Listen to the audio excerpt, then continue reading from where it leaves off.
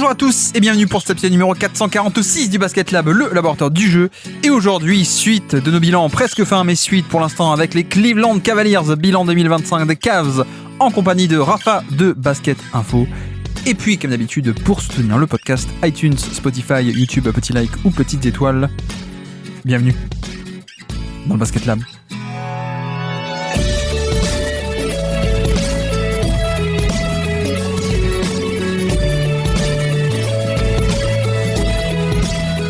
Et donc, on se retrouve aujourd'hui pour un nouveau bilan 2025 avec cette fois-ci les Cleveland Cavaliers. Et pour ça, on reçoit quelqu'un qui fut un temps était un expert de jeunes joueurs et qui aujourd'hui a pu admirer ces jeunes joueurs donner une saison régulière absolument fantastique. D'anciens qu'il avait peut-être dû scouter pour lui, hein, même à l'époque. C'est Rafa, comment ça va Rafa ? Salut Guillaume, ça va très bien et je deviens grâce à toi spécialiste des Cavs vu que c'est la deuxième année aussi d'affilée. C'est vrai. On le fait ensemble. Non mais c'est vrai, donc tu faisais beaucoup de scouting à l'époque, Basket Info, etc. Le cahier des rookies, mais il me semble que tu vois Garland ou Mobley, on devait encore être dans la période où les Wolves, toi qui es fan des Wolves, les Wolves étaient pas bons, dont tu devais un peu les scouter pour toi, non aussi? Ouais, j'ai souvenir pour Garland effectivement parce que c'était vraiment une cible des Wolves. C'est 2019 la draft, je crois. Ouais. Et comme ils ont pas pu l'avoir, ils ont pris Jared Culver et après tout, c'est des joueurs de niveau équivalent, donc tout va bien. Ouais, tu sais que j'étais amoureux de Jared Culver, moi, pour le coup. Un peu déçu qu'il ait pas réussi. Mais ouais, alors en plus, le scouting de Garland, je sais pas, enfin, il a fait 5 matchs à l'époque de NCAA, 5 matchs qui valaient rien à Vanderbilt avant de se blesser. Tu sais, ces matchs de début de saison contre Northwestern Pirates ou des trucs comme ça, quoi. Donc, c'était un peu le mystère. Mais non, Mobley, par contre, non. Mobley, vous étiez déjà bon, il me semble, les Wolves, ou pas? Ah, attends, Mobley, c'est la draft 2021, hein, je me trompe pas. Non, on n'était pas spécialement bon. Non. Vous faisiez quoi, vous, en 2021? C'était la fin de la saison rookie de Edwards et de McDaniels. Ouais. Donc, c'était pas génial, mais on sentait qu'il y avait de quoi faire. Et mais vous aviez pick en 2021 ou pas? Non, et non, parce que c'était le pick qui, dans le trade de D'Angelo Russell, partait aux Warriors. C'est le pick de Sekou Minga, en fait. D'accord. Ah oui, c'est vrai. Le pick numéro 7 qui était en fait aux Wolves à la base. Voilà, c'est ça. Et je crois qu'on en avait même pas au premier tour, hein, si je me trompe pas. Vous aviez celui-là, vous aviez le 7, qui était le vôtre. Oui, mais aucun en échange, quoi. Ouais. Je pense que c'est la draft de Luka Garza qui était notre seul rookie cette année-là. Bon. Ouais, alors c'est du coup Kuminga dans l'actualité au moment où nous on enregistre parce qu'il a toujours pas signé chez les Warriors, mais ouais, c'est dommage, hein, ça aurait été cool, hein, un petit Evan Mobley à côté de Towns à l'époque, tu vois, ça aurait été ça aurait été sympathique. Bon bref, pardon, Rafa, que je vais bien te présenter tout de même. Donc Rafa de Basket Info, Rafa aussi du Basket Lab, c'est un peu là ton actu en ce moment vu que Basket Info a un peu fermé. D'ailleurs, on a fait ensemble, en parlant de jeunes, un épisode sur les jeunes de moins de 25 ans, une grande draft des moins de 25 ans. On l'a fait en avril, il me semble, juste avant les playoffs, mais que j'ai reposté récemment sur le flux audio et sur le flux YouTube, parce qu'à l'époque, en avril, c'était un peu noyé dans la masse. Donc si ça vous intéresse, podcast avec Rafa où on parle des meilleurs jeunes de NBA, et je crois qu'on avait Mobley top 3, top 4, hein, il me semble. Ouais, je crois, ouais. Il me semble qu'il était troisième. Ouais, un truc assez haut. Et à part ça, ton actu, T-Wolves FR, le compte est en train de dormir, évidemment. Mais toi, tu restes toujours attentif à, je le redis pour le plaisir, pour ton plaisir, à ton équipe qui est désormais double finaliste de conférence. Ça, c'est quand même un plaisir. Je suis toujours incrédule en entendant cette phrase. Ouais, c'est... Bon, après, peut-être des blessures par-ci par-là qui ont aidé, on ne sait pas, mais non, mais quand on se souvient de là où ça part, quoi, ça fait quand même plaisir de dire ça. Bon, à part ça va en cette fin d'été, on va dire, on se prépare un peu pour la rentrée, la nouvelle saison. Ouais, écoute, ça va impeccable. C'est toujours le mois d'août, c'est la période où la NBA paraît un peu loin. Mais bon, c'est pas mal de s'y replonger comme ça avec les bilans. Ça prépare un peu la saison à venir. Donc justement, les bilans 2025, vous connaissez le format, je pense. Donc notre format des 10 stats de la saison, bilan équipe par équipe à travers 10 stats, 10 points clés, plutôt même on peut dire, puisque c'est soit des stats intéressantes, soit des stats un peu prétexte pour parler de tout et de rien à propos de cette équipe aujourd'hui. Donc les Cleveland Cavaliers, une équipe qu'on a beaucoup appréciée cette année, pour le coup. Une équipe où il y a plein de choses à dire à mon avis. Et donc sans plus tarder, vu que l'émission va être assez costaud à mon avis, je peux te lancer. Quelle est ta première stat du jour à nous présenter pour ces Cleveland Cavaliers 2025 ? Alors, ma première stat c'est 8.2. Ouais. Et c'est la baisse en points de pourcentage entre l'adresse à 3 points sur les 3 points ouverts en saison régulière et leur adresse en playoff. C'est-à-dire qu'ils shootaient à 42% les shoots ouverts à 3 points en saison régulière, ce qui est élite, c'est numéro 1 NBA, et seulement à 33,8 en 9 matchs de playoff, ce qui fait de eux les 14e sur 16 en termes d'adresse. Alors pourquoi j'ai choisi cette stat? Parce que ça me paraissait un peu plus original que de partir tout de suite sur l'offensive rating et tout ça. Donc les Cavs étaient la meilleure attaque de la NBA cette année en saison régulière. Et en fait, il me semble que la stat est intéressante parce qu'elle pose la question, vu l'échantillon assez faible, 9 matchs de playoff, c'est pas grand-chose. Elle pose la question de l'accident ou pas. Et dans les deux sens. Est-ce que la maladresse qui est les 34%, enfin 33,8% sur les 3 points ouverts sur les matchs de playoff, c'est un accident? Est-ce que ils étaient en sur-régime du point de vue de l'adresse en saison régulière? Et autrement dit, la question centrale, quoi, c'est-à-dire que cette équipe élite en saison régulière, parce que vraiment ils gagnent 65 matchs, c'est ça? 64, ouais. 64. Est-ce qu'elle était vraiment élite? Quel est son vrai niveau, quoi, entre ce qu'on a vu en saison régulière et ce qu'on a vu en playoff, où il y a quand même eu une chute assez vertigineuse? Et est-ce qu'on peut relier ça à tout simplement un trou d'adresse, quoi, comme ça peut arriver à plein d'équipes? Ouais, c'est un peu l'interrogation, et je pense que c'est un peu le truc. Cette élimination a fait beaucoup parler, et tu sais, il y a un peu ce côté où quand une équipe est jeune ou pas expérimentée, c'est ah ouais, mais il leur manquait l'expérience, ou ah mais c'est une équipe de saison régulière. Je comprends les interrogations, je comprends les critiques par rapport à ça, même si je trouve que, enfin, il y a pas d'équipe de régulière ou d'équipe de playoff. Il y a des équipes qui sont bonnes et d'autres qui sont pas bonnes, quoi, pour le coup. Mais je peux comprendre, parce qu'en fait, il y a un tel choc par rapport à ça, un tel décalage entre, comme tu dis, le 64 victoires qui est le, je crois, alors peut-être pas le meilleur bilan de la franchise, parce que 2009 ils ont fait 66 avec LeBron en 2009, mais donc c'est le deuxième meilleur bilan de toute la franchise.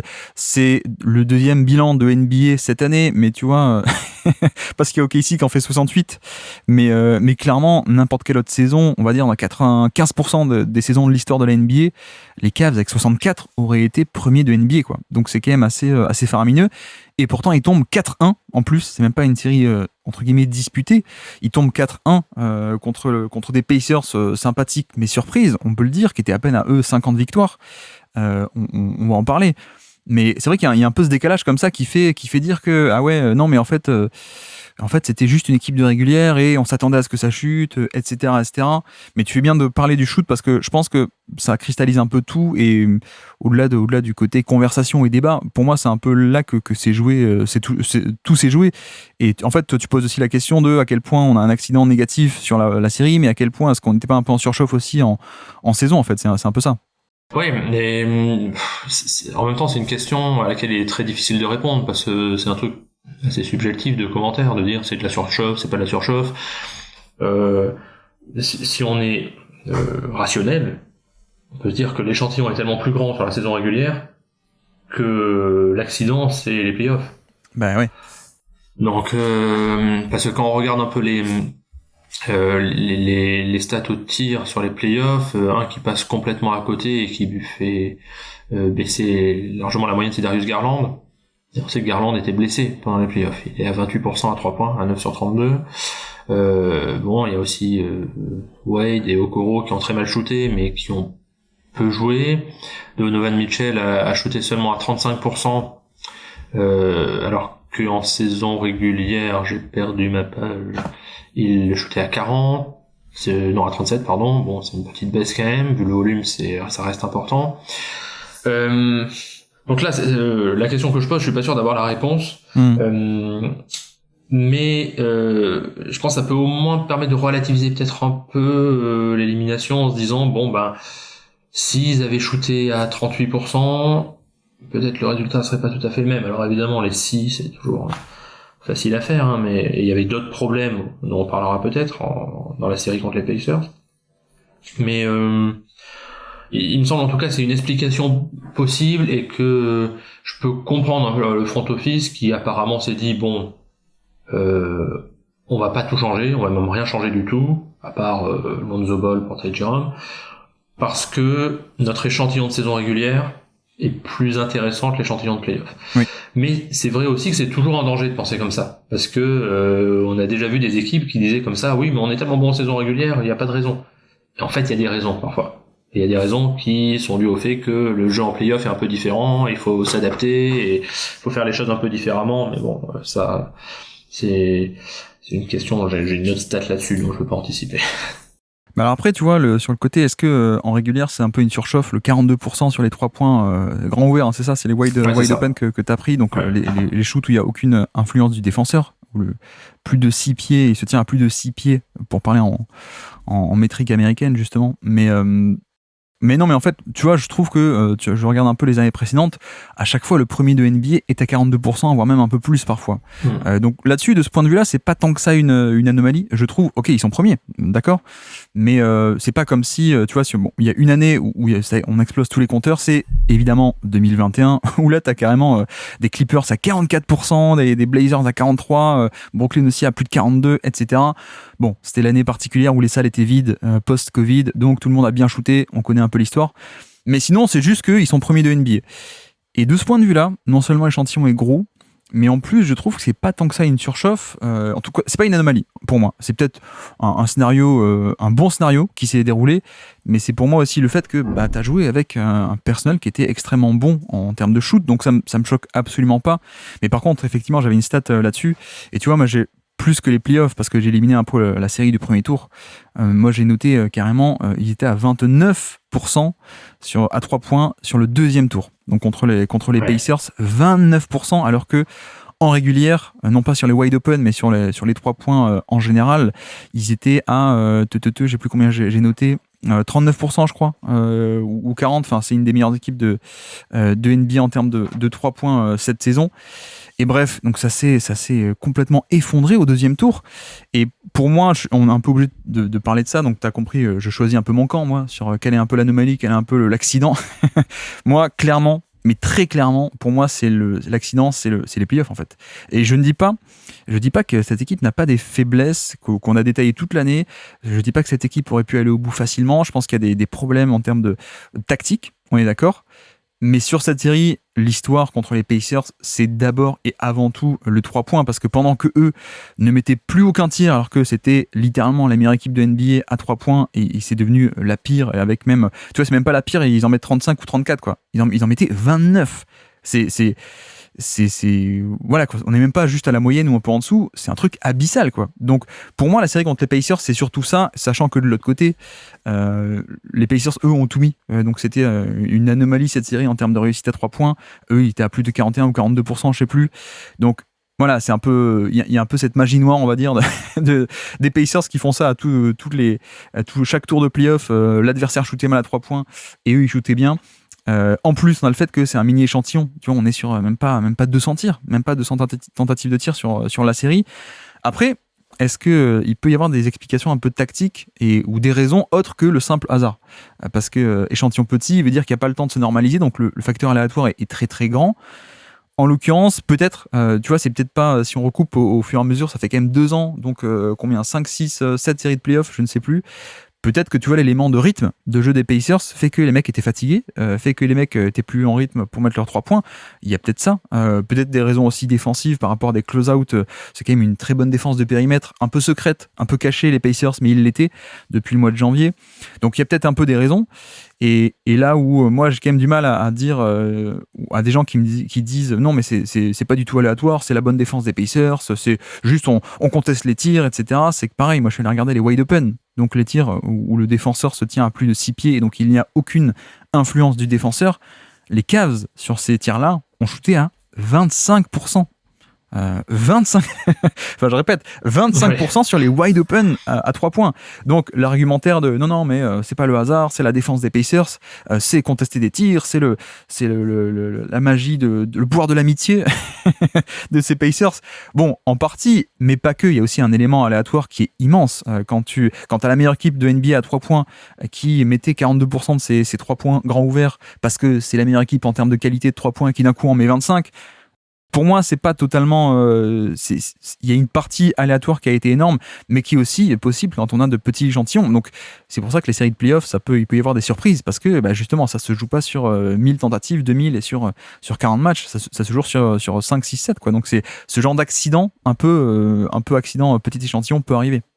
Ouais, et j'ai tendance à être d'accord avec toi. Je pense qu'il y a peut-être une explication ou deux possibles qui tactique, enfin une qui est tactique et l'autre qui ne l'est pas. C'est donc la première, c'est la blessure de Garland qui effectivement change pas mal de choses et qui fait que Mitchell a beaucoup plus de choses à faire aussi.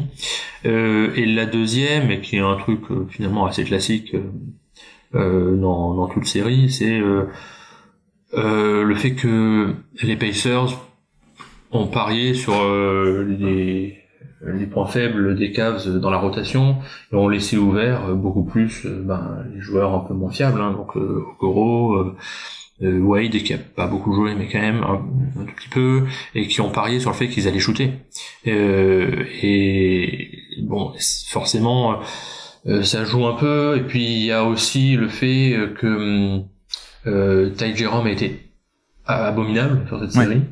Et donc là se pose la question un petit peu du niveau des joueurs de rotation, au sens du banc, hein, surtout, et de la capacité à élever le niveau en play-off. Mais là c'est quelque chose qui est un peu plus difficile à commenter. Mais dans le fond, le problème central, c'est quand t'as sur la série, hein, juste contre les Pacers, Mitchell qui shoot à 24,5% à 3 points et Garland à 16,7%, bon évidemment tu peux pas t'en sortir comme ça, quoi.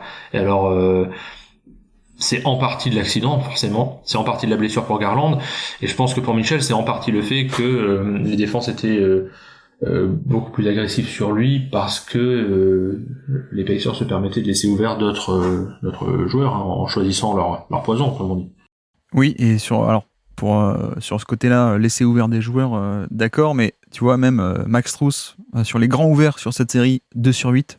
Voilà, Max Strus, c'est quand même un bon shooter. Mitchell aussi sur les grands ouverts, donc personne autour, 3/12. Donc voilà. Garland, 1/11 aussi. Ty Jerome, qui fait une saison de feu à 3 points également, 1/7. Dean Wade, comme tu dis, 0/6, alors qu'il est plutôt correct. Hunter aussi, qui fait une saison à 40%, 0/3. Donc en fait, je tiens quand même à souligner encore et encore et encore cet aspect d'accident et d'anomalie stat, en fait, qui a peut-être des explications tactiques derrière, hein, on l'a dit, mais en tout cas, il y a une part aléatoire qui, à mon avis, est assez grande, et tu vois, ça me choque pas que les mecs poursuivent là-dedans. Je pense que là où moi je serais un peu plus inquiet, c'est sur d'autres aspects du jeu. Toute la saison, moi j'ai répété le match-up qu'on attendait contre les Cavs, contre les Celtics. Attention au niveau tactique, je pense que la force de frappe sur isolation, sur switch, est peut-être pas autant que Boston, donc sur un jeu de play-off, ça peut ne pas être top, etc., etc. Mais là, il y a juste le fait que, en fait, il y a eu un trou d'air énorme. Donc, la part aléatoire, en un sens, voilà, sur un échantillon aussi petit, ça peut tomber, ça tombe, c'est dommage, c'est comme ça. Donc, je peux aussi comprendre le côté ne pas paniquer par rapport à ça. Mais par contre, une fois que j'ai dit ça, le volume, mine de rien, le volume est assez intéressant, puisque, en fait, ils sont passés de 20 tirs grands ouverts par match, grands ouverts à 3 points par match, 20 par match, à 14 à peine en play-off. Et ça, tu vois, autant le fait que les tirs qu'ils ont, ils les ont pas mis, anomalie, etc., on a compris, autant le volume est presque plus significatif pour moi, d'avoir cette chute de qualité de 3 points, où avant, t'en générais beaucoup de ce genre de 3 points dans un fauteuil, on peut l'appeler comme ça, et contre les Pacers, t'en as généré beaucoup moins, de 20 par match à 14 par match, alors que je peux te dire que de l'autre côté, tu vois, par exemple, OKC, au niveau des playoffs, ils étaient à 23 en régulière, 22 en playoffs, des tirs grands ouverts. Boston de 22 à 21, donc ça se maintient. Denver de 17 en régulière, grand ouvert à 3 points, à 20 par match même carrément, donc ça monte un peu. Les Pacers de 22 à 19, les Wolves de 20 à 18, tu vois, ça se maintient quand même. Il y a quand même à peu près toutes les bonnes équipes qui se maintiennent. Et là, au-delà de l'aspect aléatoire de l'efficacité, je trouve que le volume est presque plus significatif, et là, pour le coup, on a parlé sur l'efficacité, l'influence de la fatigue par rapport au fait de courir partout à cause des Pacers. Je pense qu'il y a aussi des rotations et une défense off-ball de périmètre des Pacers qui a été très bonne pour limiter et pour empêcher le fait que les Cavs obtiennent autant de ces tirs dans un fauteuil grand ouvert à 3 points qu'en régulière. Donc il y a cet aspect-là, premièrement, qui en plus, je pense, peut s'expliquer par la blessure de Garland, qui est peut-être le meilleur moteur offensif de cette équipe, et quand tu perds un peu Garland, bah, tu perds cette capacité à créer du jeu. Je pense que c'est aussi un peu lié. Mais cela dit, bon, pour nuancer un peu ce côté-là, je vais aussi aller regarder les open, donc pas les wide open, grands ouverts, mais les seulement ouverts, où le défenseur est entre 4 et 6 pieds du shooter. Bon, là, pour le coup, ils en génèrent quand même 18 par match, ce qui est un bon score, et ça s'est maintenu. Mais donc voilà, tu vois, au final, les Pacers ont réussi à priver les Cavs en termes de volume de ces tirs grands ouverts. Ils n'ont pas pu tout limiter, mais sur les tirs grands ouverts, ils n'ont pas pu. Et pareil, on a parlé 25% sur les grands ouverts. Sur les tirs ouverts également, ils sont à 33. Tu vois, donc même sur ces tirs-là, semi-contestés ou même pas totalement contestés, là, ils n'étaient pas du tout pas bons non plus. Et je finis tout ça pour dire que malgré tout, malgré cette panne historique à 3 points, ben en fait, l'offensive rating était quand même pas mal sur la série, au final. Tu vois, alors c'était pas génial, mais on était au-dessus de la moyenne des playoffs. On est à 114 d'offensive rating sur la série. Donc, malgré cette panne énorme à 3 points, la production offensive n'était pas du tout cata. Le problème, c'est que tu as pris l'eau de l'autre côté. Et oui. Donc, c'est un peu, tu vois, c'est un peu les deux problématiques. C'est la panne de shoot énorme, mais paradoxalement, c'est pas si cata que ça. Mais de l'autre côté, tu as aussi pris l'eau parce que les Pacers ont mis tous leurs points, tout leur shot making au niveau des 3 points, shot making au niveau de l'isolation face à des switches, etc. Donc, les deux problèmes des playoffs, pour moi, qui ont un peu tué ces Cavs, quoi. Oui, et assez clairement, défensivement, il y a eu des gros soucis pendant la série, et notamment le fait que les Pacers aient cherché des switches en permanence pour attaquer Garland. Alors déjà, Garland, en pleine forme, c'est pas un défenseur d'élite, mais alors quand il est blessé, ça devient vraiment une porte de saloon. Donc, sachant que Mitchell n'est pas non plus toujours irréprochable, que Allen sur la défense en switch a parfois un tout petit peu de mal, et qu'il a pas été très bon sur la série. Ça a clairement participé grandement à leur défaite dans cette série. C'était même assez frappant de voir cette recherche permanente des switches, à refaire des pick and roll pour mettre Garland en défense et tout ça. C'est ça qui les a tués autant que la panne de shoot, ça c'est certain. Même si, tu vois, tu parles de Jarrett Allen sur switch, je trouve qu'il y a aussi un peu une réussite, je vais pas dire sur-réussite, mais une bonne réussite sur les switches de la part des Pacers, parce que la défense n'était parfois pas si mal que ça de Jarrett Allen ou même de Mobley, et c'est juste que quand t'as Nembhard qui te met des step-back à 3 points pull-up par-dessus ces mecs, alors qu'en saison régulière il est à 30% à 3 points, bon, bah qu'est-ce que tu veux faire, quoi. C'est un peu, c'est la magie Pacers, on peut dire. Ça, plus le fait aussi que tu vois à quel point la série bascule pas aussi, parce que match 2, t'es censé un peu avoir le match en main, à égaliser un partout, et qu'en fait il y a cette fin de match rocambolesque où les Pacers arrivent encore à voler un match sur un 3 points ou un tir clutch de Liberton, je crois, c'est ça, le match 2, enfin bref, c'est un peu... Mais voilà, donc tu vois, on commence par ça, mais comme tu dis, je tiens à souligner, il y a une partie de chance ou de malchance, il y a aussi une partie tactique, donc tout n'est pas tout blanc, tout noir, évidemment.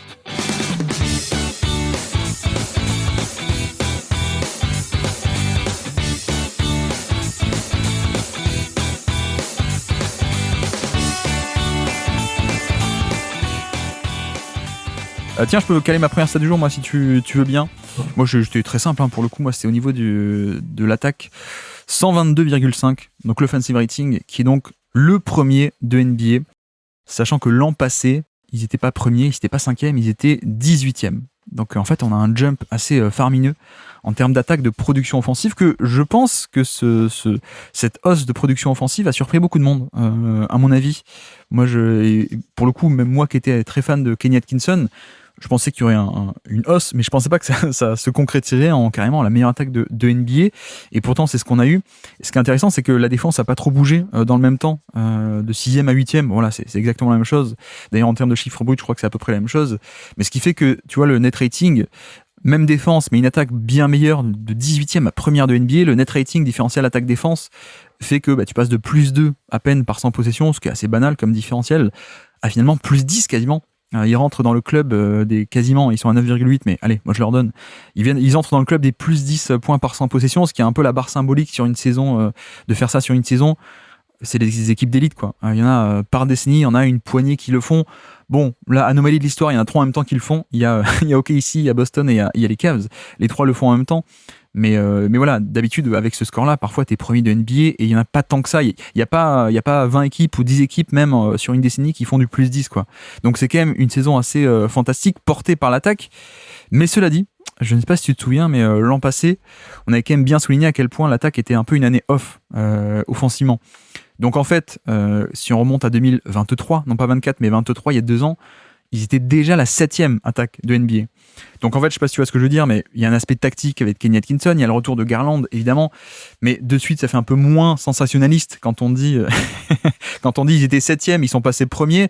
C'est une hausse, hein, on est d'accord, c'est des progrès, c'est une bonne tactique, tout ce qui a été mis en place, c'est très bien, mais c'est un peu moins impressionnant que quand on fait le différentiel avec l'an passé, qui était une année un peu nulle et un peu à oublier, où là, tu passes de 18e à premier, tu dis waouh, c'est une révolution complète. En fait, non, c'est un peu plus normal. C'est une progression, d'accord, mais une progression un peu plus normale et pas genre le truc le plus choquant de l'histoire de l'NBA, en fait, en un sens, quoi. Oui, c'est vrai, c'est ce qui fait de cette équipe des Cavs une équipe assez intéressante à commenter, parce qu'on peut chaque année être un peu dans la surréaction, quoi. L'an dernier, il peut y avoir tendance à dire ouais, cette équipe, ça marche pas du tout, de toute façon, c'est 4 joueurs ensemble, ça marche pas. Là, on pourrait aussi surréagir en disant soit c'est une équipe historique, comme on l'a dit en saison régulière, soit au contraire revenir au fait que non, en play-off c'est nul. Ouais, mais c'est vrai que ça reste effectivement, comme tu le dis, une saison historique offensivement. Et même en play-off d'ailleurs, où ils sont moins bons, mais ça reste une attaque très correcte, hein, au total. Je crois qu'ils ont aussi la meilleure attaque en play-off.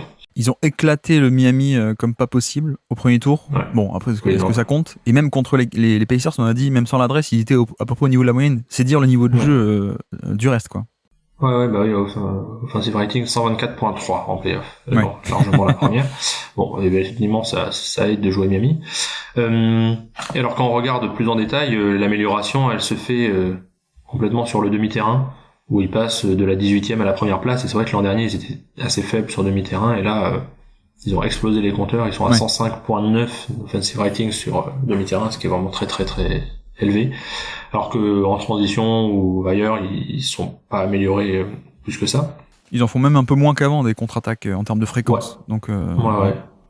Et on voit que le truc qui se faisait beaucoup il y a encore 7-8 ans, qui était que le plus simple pour augmenter son efficacité offensive, c'était de prendre plus de 3 points. Aujourd'hui, c'est un peu moins vrai, parce que tout le monde prend beaucoup de 3 points. Malgré tout, il y a eu un peu ce changement-là quand on regarde leur style de jeu. Ils sont passés de 39 à 42% de leurs tirs qui sont des 3 points, et ça a baissé au cercle, où ils prennent assez peu de shoots au cercle. Et par ailleurs, c'est une équipe qui est absolument élite à mi-distance, sur notamment sur les flotteurs, où ils shootent à 50%. Oui. Collectivement à 50%, c'est incroyable, hein, parce que déjà un joueur qui le fait, c'est génial, mais une équipe entière, c'est... Ouais, c'est incroyable. Et c'est une équipe qui était efficace à peu près partout offensivement, mais qui a aussi profité de saisons improbables. L'efficacité de Ty Jerome, par exemple, c'est un truc que personne n'a vu venir, et qui est un des trucs les plus surprenants de la saison, quoi. Surtout, tu parles des flotteurs. Lui, sur les flotteurs, était incroyable toute l'année, à n'importe quelle distance, les flotteurs, tout rentré, quoi. Ouais, il est à 1,28 points par possession, ce qui est un truc de dingue. Et sur le flotteur, il est à 59%. Ouais, c'est sûr. C'est complètement fou. C'est le meilleur score NBA d'ailleurs. Et tu vois, moi, comment j'explique un peu cette nouvelle attaque, c'est l'aspect tactique, premièrement, où Kenny Atkinson est quand même un excellent team coach, hein, et bon, on l'a connu à Brooklyn, et avec 2-3 bouts de bois, il a fait une équipe de play-off, hein, pour le coup. Donc là, quand tu lui donnes du vrai talent offensif, il en fait une équipe d'élite. Et même, tu sais, il a longtemps bossé chez les Warriors. Donc il y a quand même beaucoup de concepts qu'il a un peu piqué de là-bas, ou que déjà il a piqué là-bas, on peut le dire dans les deux sens. Donc voilà, pour moi, il y a un aspect tactique, premièrement, qui est assez incroyable, et je pense qu'on pourra développer aussi. Il y a le retour de Garland en grande forme, je pense qu'on va en parler plus tard, plus en détail, mais le fait que tu retrouves ton créateur principal à haut volume, à bon niveau, comparé à l'an passé où il était blessé et nul, ça change, donc deuxième raison. Et la troisième, pour moi, c'est aussi le personnel qui est différent. C'est-à-dire que cette année, on a quand même beaucoup plus priorisé des profils offensifs, et je pense que ça a marché, et que ça a très bien marché. Tu vois, on peut prendre des exemples assez simples. Sur le côté, ils sont deuxième au niveau du 3 points. Deuxième meilleure équipe de NBA au niveau du 3 points à plus de 38%. Ça aussi, c'est quand même assez génial d'en prendre autant. Et d'ailleurs, ils sont même premiers au niveau des above the break. Donc, c'est-à-dire en dehors des corners, les trucs un peu en haut, quoi. Donc, grosso modo, c'est presque la meilleure équipe à 3 points de toute la NBA. Mais ce que je veux dire, c'est que Atkinson, il n'a pas juste mis en place des systèmes, il a aussi dit, je vais faire jouer Ty Jerome et Sam Merrill plus et plutôt que Craig Porter Junior, que moi j'aimais bien, le petit Craig Porter l'an passé qui fait une saison surprise, meneur backup, très défensif, très utile, qui a d'ailleurs fait des bons passages cette saison, il n'y a pas de problème, mais qui est un peu pas disparu, mais il est repassé en dessous de Ty Jerome ou Sam Merrill. Pareil pour Okoro. Tu vois, Okoro est même pas à 20 minutes par match, alors que Sam Merrill et Ty Jerome sont au-dessus de lui. Donc il y a cette priorisation de profil offensif. Pareil pour le trade de mi-saison. Merci, au revoir Caris LeVert. On remplace par DeAndre Hunter, qui est pas non plus un attaquant génial, mais qui a un shoot d'élite. Il est à plus de 40%, je crois, et puis c'est un vrai bon shooter. Donc voilà, t'as un peu ce côté où il y a la tactique, il y a Garland qui est de retour, mais il y a aussi le choix des joueurs qui, à mon avis, a été aussi intéressant. D'ailleurs, quand tu parles des flotteurs, pour moi, c'est tactique. C'est le fait que on a de l'animation qui est faite et qui va libérer des bons tirs aux bons endroits. Et pourquoi est-ce que il y a un côté shotmaking sur ces tirs, mais il y a aussi un côté où il y a de l'espace. Et c'est marrant, c'est un des coachs qui en parle le plus et le mieux, je trouve. Atkinson, il dit finalement le spacing en NBA en 2025, c'est pas forcément du shoot. Le spacing, c'est aussi de l'animation. Comment est-ce que tu vas animer ton attaque? Parce que en fait, le spacing peut être très, circonstanciel sur une portion de terrain à un moment donné. Quand tu fais un cut qui va aspirer la défense, pile à ce moment-là, tu te retrouves avec cette zone qui est ouverte, par exemple. Donc, c'est là-dessus où je pense que les principes tactiques s'appliquent très bien et ont aidé cette attaque. Et bon, faut le dire aussi, moins de turnover. Cette année, ils sont 4e meilleur en termes de perte de balles, alors qu'avant ils étaient pas bons. Mais même, tu vois, je fais le comparo par rapport à 2023 plutôt que 2024, qui est un peu à oublier, mais comparé à 2023, il y a 2 ans où ils étaient déjà 7e meilleure attaque, moins de turnover, moins de l'adresse aussi est bien meilleure. Ils sont passés de 10e meilleure adresse de NBA à première. Et ce qui est marrant, c'est qu'au niveau de la fréquence de tir au panier, comme tu dis, ça a un peu baissé. Il y a 2 ans, ils étaient 12e, cette année, ils sont 15e. Par contre, la fréquence de 3 points a explosé. Ils sont parmi les équipes qui en prennent le plus. La fréquence dans les corners a explosé aussi. Ils sont parmi ceux qui en prennent le plus. Mais comme tu dis, après, c'est pas qu'une question de profil de tir et de fréquence. C'est en fait juste qu'ils ont mis les tirs, ils ont mis leurs tirs, quoi. Donc, c'est juste très simplement l'efficacité un peu partout, quoi. Au panier, ils sont top 10. Les flotteurs, ils sont premiers. Les 3 points, ils sont 2e. Enfin bref, on a un peu ce côté-là où finalement tout est bien dans le meilleur des mondes, quoi. Entre la tactique, entre le retour de ton maestro offensif et en plus plein de profils offensifs qui expliquent qu'on a cette attaque qui a fait un bond d'efficacité assez énorme, quoi. Ouais, est-ce que tu m'autorises à caler ma deuxième stat, parce que ça me permet d'enchaîner sur ce que tu dis. Vas-y, je t'en prie. Parce que j'avais noté, ma deuxième stat c'était 21,8%. Et c'est le pourcentage de possession des Cavs qui sont de pick and roll, ce qui est appelé pick and roll ball handler. Ouais. Donc qui sont finis par celui qui porteur de balle, par le porteur de balle sur pick and roll. Et pourquoi c'est une stat intéressante? Parce que c'est largement les numéros 1 en NBA. Ouais. Et c'est vrai qu'Atkinson, il a quand même organisé son équipe autour d'un pick and roll assez massif, c'est pas si divers que ça. Et en fait, j'ai trouvé ces stats au début en allant voir les stats de passe, en disant Atkinson, Warriors, ça doit passer beaucoup, et en fait pas du tout. Ouais. Il passe, alors le chiffre est pas fascinant, mais 267 passes par match, ça parle pas du tout, mais en fait c'est 28e NBA, et c'est une équipe qui est très méthodique sur le pick and roll. Et c'est très différent des Warriors dans ce sens-là, qui sont historiquement une équipe où Steve Kerr n'aime pas trop utiliser le pick and roll. Et donc leurs 2 points forts, c'est le pick and roll et les cuts. Ils sont à plus de 8 coupes par match, donc c'est 5e NBA. Et finalement, c'est une attaque assez simple dans ce sens-là. C'est comme tu le dis, le spacing ne passe pas par... on fait du pick and roll avec les 2 qui sont... associés sur pick and roll plus les 3 sur le côté qui sont immobiles, on fait bouger les 3 par des coupes, par des changements, et on refait un pick and roll si ça marche pas pour essayer de trouver le shoot ouvert. Et cette variation toute simple mais qui mérite, qui suppose un peu de mécanique de précision quand même pour que les coupes soient faites dans le bon timing, a permis cette saison historique en grande partie. C'est un truc finalement relativement simple, mais qui a pour but principal de créer des 3 points ouverts par le mouvement des joueurs, plus que par la passe. Oui, et puis il y a ce côté où tu vois les Warriors ils font bouger la balle, là où au final presque on pourrait dire les Cavs ils font bouger les joueurs quoi. Et que non mais effectivement j'avais noté aussi, je voulais en parler parce que il y a un peu ce côté je veux pas dire caricature, mais en tout cas stéréotype de l'attaque flamboyante, ça veut dire beaucoup de passes, un peu non pas ce mythe, mais ce truc qui nous plaît tous de le bon basket, le bon jeu en basket, c'est tu fais beaucoup de les Spurs 2014 quoi, voilà pour caricaturer. Ouais. Et c'est vrai que c'est pas tant que ça le cas. Non pas qu'on est, tu vois, c'est marrant parce qu'ils se retrouvent dans des mêmes donc 3e pire en termes de passes par match, pas décisives mais des passes tout court. Hein. Ils sont dans des zones comme les Clippers, comme les Mavs, comme voilà ce genre d'équipes qui elles ne font pas de passes, mais parce que elles c'est juste on monte la balle, on obtient un mismatch et on va l'attaquer frontalement. Et c'est marrant parce qu'on n'est pas du tout sur le même profil d'équipe, alors qu'en termes de passes, on est à peu près pareil. Mais c'est pas du tout pareil parce que là où les Clippers, c'est juste, tiens, donne à Kawhi Leonard en post-up contre un tel et tu attaques, ou donne la balle à Harden ou à Doncic 1 contre 1 et il attaque et il n'y a pas de jeu qui se crée autour. Les Cavs, c'est pas pareil parce qu'il n'y a pas de passe qui est faite sur l'action, mais comme tu dis, il y a un cut depuis l'angle à 45 degrés qui vient aspirer la défense, il y a un autre cut dans le dos pour empêcher l'aide depuis le côté faible. Il y a voilà, en fait, c'est le mouvement. Donc, les passes, il n'y a qu'une passe dans l'action, ou 2, je caricature, mais il y a 3-4 mouvements qui se font pour libérer tel quart de terrain, tel jeu, telle ligne de drive, etc. D'ailleurs, en drive, je crois qu'ils sont élites. Hein. Ils sont top 6 en fréquence et top 5 en efficacité. Donc, voilà, on parlait des flotteurs. On voit bien qu'il y a ce côté arriver à libérer des lignes de drive et en plus de bien les finir. Donc, ça fait un peu partie de ça.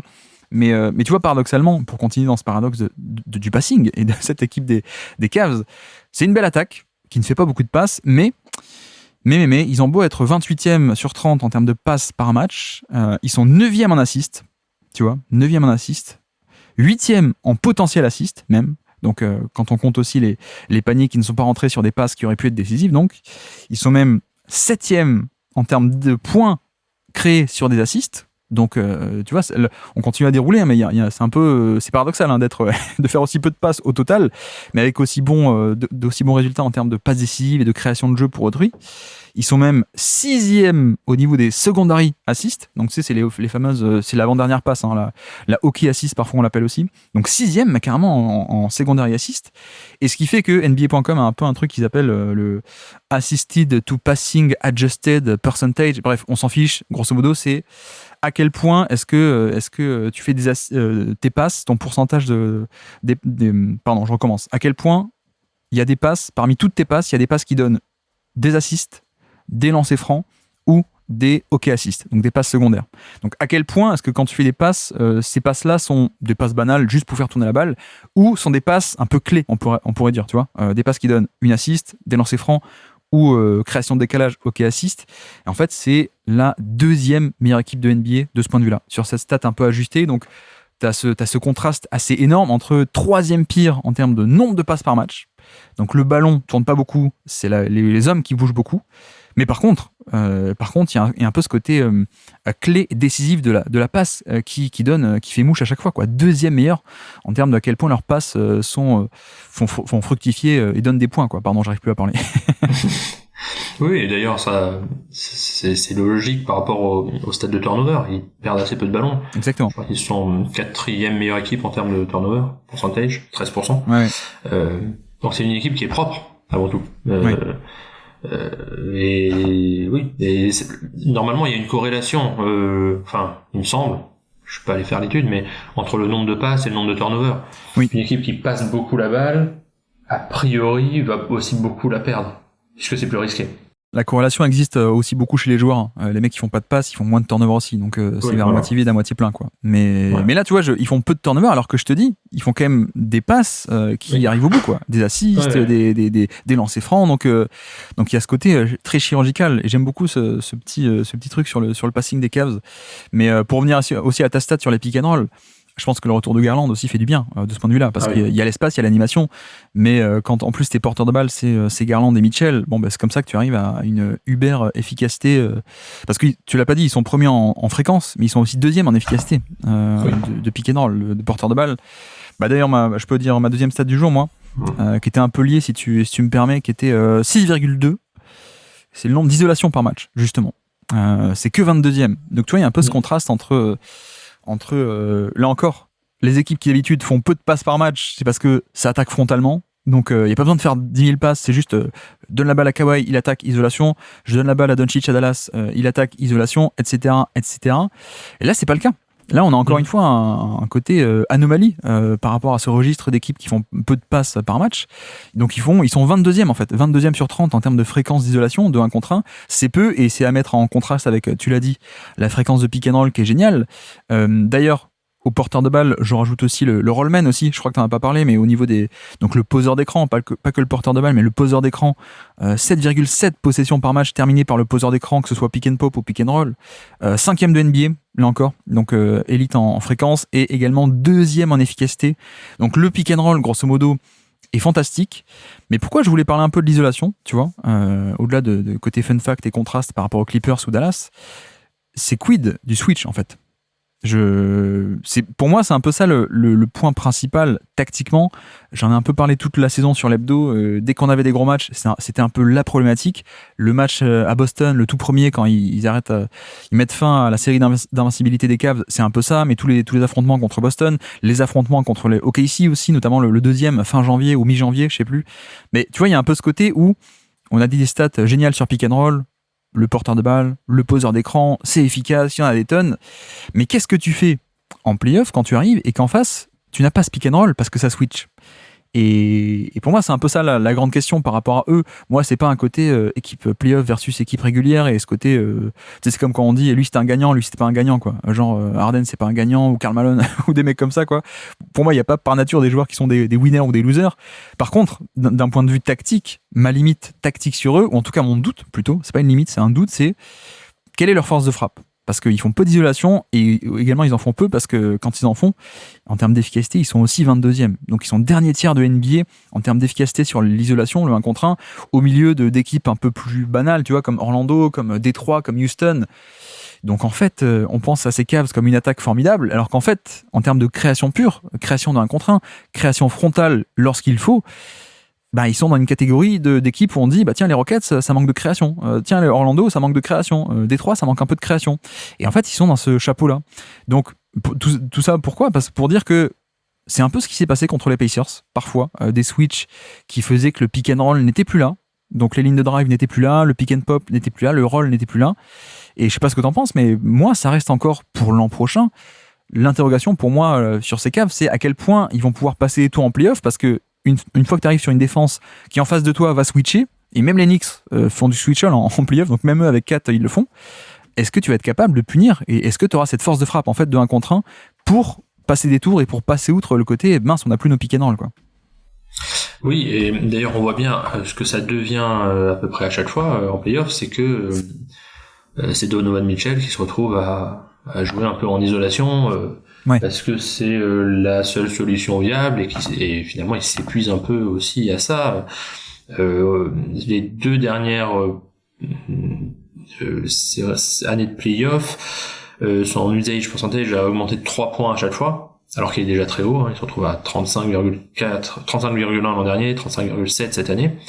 Donc bon, c'est un peu logique, c'est toujours le cas chez les stars en playoff, mais c'est un tout petit peu paradoxal par rapport à ce qu'est l'identité de l'équipe le reste de l'année. Et là, il y a une question de comment gérer ça, parce que Mitchell peut pas tout faire. Ouais. Et je pense que la réponse possible, elle passe par le développement d'un autre joueur, un ou deux. Est-ce que ça peut être Garland? Est-ce que ça peut être surtout Mobley? Alors j'ai pas regardé pour le coup son usage par rapport entre saison régulière et playoff, mais je suis en train de regarder. Son usage, lui, il baisse. Cette année, il est passé de 22% à 7,4% en playoff. Ce qui veut dire qu'il n'a pas encore soit la confiance du staff, soit la possibilité d'être utilisé un peu en isolation et d'avoir plus de responsabilités, et qu'on se retrouve avec un système qui n'est pas complètement conçu pour un système héliocentrique quoi, autour d'un joueur, et qui se retrouve obligé à se transformer un peu en ça, parce que les playoffs parfois le demandent quoi. Ou alors il faut vraiment avoir des joueurs d'élite un peu partout capables de hausser leur niveau en playoff, mais ça arrive très rarement dans une équipe. La plupart du temps, on voit en play-off une hausse et un passage vers l'héliocentrisme, justement, parce que les défenses de play-off vont essayer de... Enfin oui, les défenses de play-off vont essayer de sacrifier certains joueurs adverses en les forçant à prendre des tirs qu'ils sont pas capables de prendre. Oui, et puis le but aussi du switch, et pour ça qu'on le retrouve aussi en playoff, c'est que tu n'autorises aucun décalage, quoi. Tu changes sur l'écran, et il n'y a pas d'ouverture ni pour le roll, ni pour le pop, ni pour le drive, ni une poche d'espace pour le pull-up à 3 points sorti de l'écran, etc. Donc il y a ce côté suppression de décalage, et ce qui fait que une équipe qui a été à ce point fabuleuse et est à ce point fabuleuse pour créer ces décalages, avec timing de cut, l'organisation du terrain, le rythme, etc. Moi, la question, c'est, quand tu vas devoir affronter des défenses qui vont te forcer et t'attirer vers du 1 contre 1 en supprimant tout décalage, est-ce que tu as cette force de frappe pour répondre? Et bon, Mitchell est pas si mal que ça. Il peut faire des 1 contre 1, mais on n'est clairement pas sur un chapeau de 1 contre 1. Et d'ailleurs, en termes d'efficacité, aussi parce qu'il est plus petit, tu vois, donc on n'a pas ce côté Doncic ou SGA, il n'y a pas ce côté plus facile, mais même en termes de volume, c'est quelqu'un qui a jamais pris des tonnes de 1 contre 1. C'est plutôt un mec qui est justement un peu plus dans le côté on et off ball, pick and roll surtout. Il aime bien avoir un pick and roll pour lui créer un peu un décalage. Et pour le coup, tu regardes un peu, je sais pas moi, depuis 2, 3, 4 ans, même plus, mais depuis l'avènement du switch all, parfois en playoff ou à haut volume, je veux dire, donc depuis 2020 sur cette décennie, prends les finalistes de conférence, donc le top 4 de chaque année. Enfin, dans chaque équipe, tu as toujours un mec qui est capable de prendre ce gros volume de 1 contre 1. Et les Cavs n'ont pas ça, quoi. Mais même récemment, Doncic, évidemment, pour les Mavs de l'an passé, Tatum aussi, il peut prendre ce gros volume de 1 contre 1. Alors c'est moins parfait en rendement que Doncic, mais c'est quand même très bon. SGA aussi, je crois qu'il a plus de 7 par match en saison régulière, alors que Mitchell est à 2 par match depuis en carrière. Et voilà, SGA, c'est un peu ce qu'on a vu, c'est-à-dire que les matchs où ça galérait contre Denver ou contre les Pacers, ou même contre les Wolves, pardon, j'ai pas oublié ton équipe, mais contre, tu sais, des matchs un peu pourris contre Denver ou contre les Pacers, en fin de match, t'avais contre un switch all, t'as SGA qui prend plein d'isolation et qui va scorer et qui gagne des matchs, quoi. Donc OKC possède ça. À l'époque, LeBron aussi avait ça. Enfin bref, on peut citer à peu près tout le monde, quoi. Même à l'époque des Bucks, tu vois. Giannis, c'est pas parfait, mais il pouvait le faire aussi. Et à l'époque, on avait Middleton aussi, qui était un peu un shotmaker génial sur des 1 contre 1, même s'il n'y a pas tant que ça de playmaking, mais il y a ce côté. Ok, vous allez switcher le pick and roll, il n'y a pas de décalage, Middleton prend la balle, il shoot par-dessus et ça rentre, etc. Donc pour moi, tactiquement, ce serait presque ça mon plus gros point d'interrogation. C'est est-ce qu'un jour il y aura cette force de frappe? Et ta piste possible, c'est de dire Mitchell, ça le sera peut-être pas, mais tu miserais peut-être plutôt sur soit une explosion de Garland, soit sinon de Mobley, c'est ça? Je sais pas si je miserais dessus, mais je vois pas quelle autre solution il y a pour trouver ça, parce que sauf miracle via la draft ou je ne sais où, mais je vois personne d'autre dans l'effectif qui est capable de le faire, et vu ce qu'ils ont investi sur Mobley, il faut bien qu'ils parient un peu là-dessus. Je sais pas si tu vois une autre solution que ça, mais... Non, j'en vois pas, mais là où c'est ironique, je pense, c'est que de l'autre côté, les Pacers n'ont pas un mec qui peut prendre un énorme volume d'isolation, mais sauf que quand les Cavs commencent la série contre les Pacers en mode switch all pour justement donner aucun décalage à ces Pacers redoutables dès qu'ils leur donnent un décalage, en fait, Haliburton a été énorme pour punir les 1 contre 1. Notamment Jarrett Allen, notamment Mobley, et il a pu hausser son volume et son efficacité sur 1 contre 1, alors que Mitchell n'a pas pu le faire. Et c'est pas trop sa nature de le faire. Donc ouais, on se rejoint, mais je sais pas, je vois pas parce que moi je suis peut-être un peu plus bas sur le côté création directe et création pure de Mobley, tu vois. Je pense pas qu'il atteindra un jour un niveau comme ça, chaque point de création, et Garland on verra. Mais ouais, donc voilà un peu pour l'attaque. Tu me dis c'est un truc à rajouter. Tiens, non, si, juste préciser les duos qui ont été trouvés aussi par Atkinson, enfin pas trouvés, mais en tout cas fortifiés. Le fait qu'on a des duos assez clairs sur ce quatuor on fait jouer Mobley avec Mitchell, donc un peu plus sur des zoom action, sur du jeu de main à main avec Mobley, donc justement, ou alors en 5 out offense avec Mobley tout en haut avec 2 shooters de chaque côté. Donc ça c'est le premier duo, et puis le deuxième c'est plutôt le duo classique de pick and roll, on va dire, Garland et Jarrett Allen. Et ça a été un des bons trucs de cette saison, c'est que ces 2 duos ont été clairs. Alors parfois ça pouvait jouer ensemble évidemment, mais on a quand même retrouvé, on a délimité, et les styles de jeu étaient un peu différents selon chaque configuration, donc ça c'est aussi un bon point pour l'attaque.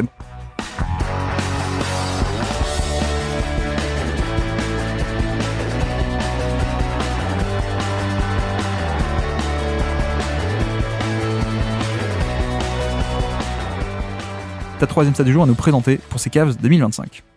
Alors, je vais rebondir sur ce que tu as dit un peu sur les rotations et tout. Alors ma stat c'était 82e.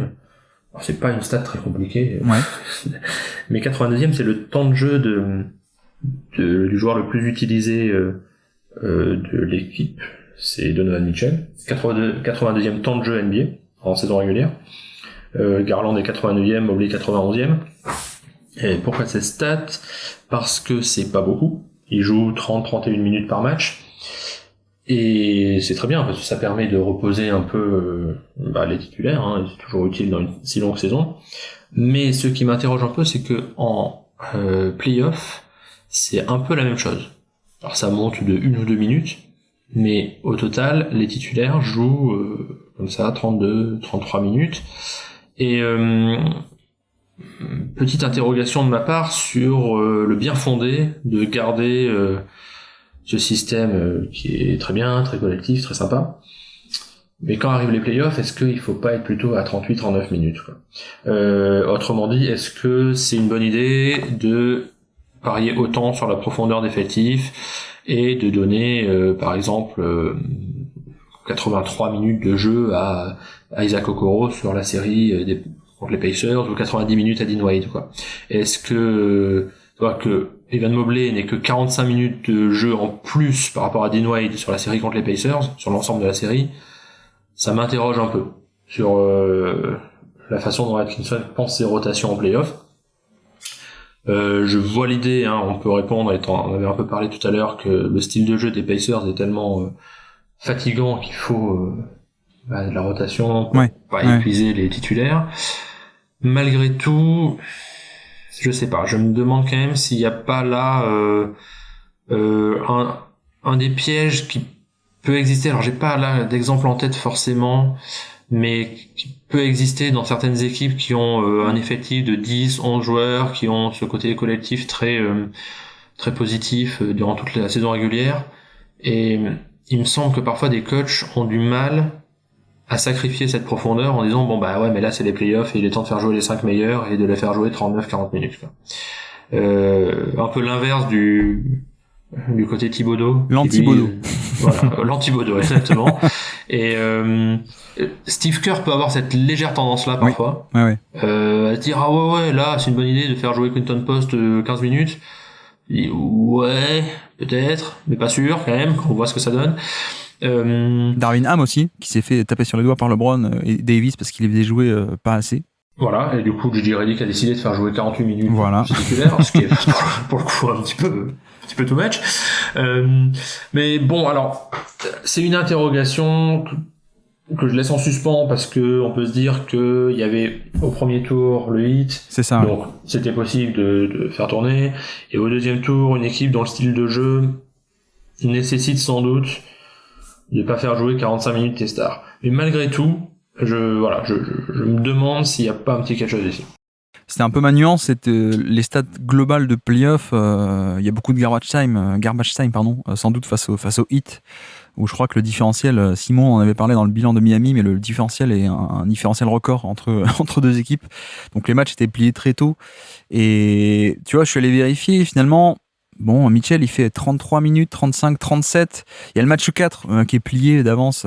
Il y a plus de 40 à la mi-temps, je sais plus, ou un truc comme ça. Donc, ok. Et de nouveau 38 à la fin. Garland, il a fait une série blessée, donc il a joué un peu moins, évidemment. Mobley, il fait 35 minutes le premier match, il joue pas le deuxième. Il fait de nouveau 35 le troisième et 37 le cinquième.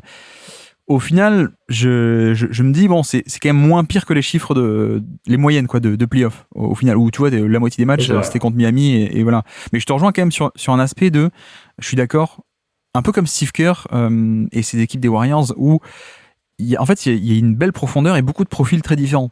Et c'est un peu le reproche qu'on faisait à Steve Kerr parfois t'as plein de profils, mais il y a des fois on aimerait bien que plutôt que faire jouer 10 minutes à chacun, pourquoi tu donnerais pas 30 minutes à Moses Moody, quoi, plutôt que 15 à Gary Payton, 15 à Moody, 15 à 15 à Schroeder ou des trucs comme ça.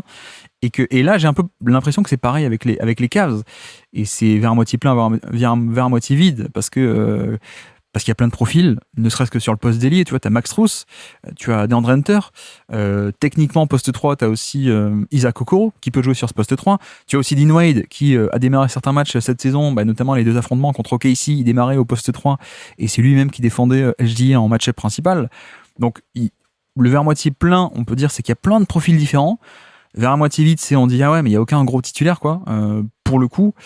Après, je me demande aussi, est-ce qu'il n'y a pas... si les mecs avaient gagné avec autant de rotation et autant de profils différents et autant de une équipe plateau, on verra ça aussi positivement, quoi. Je pense en partie.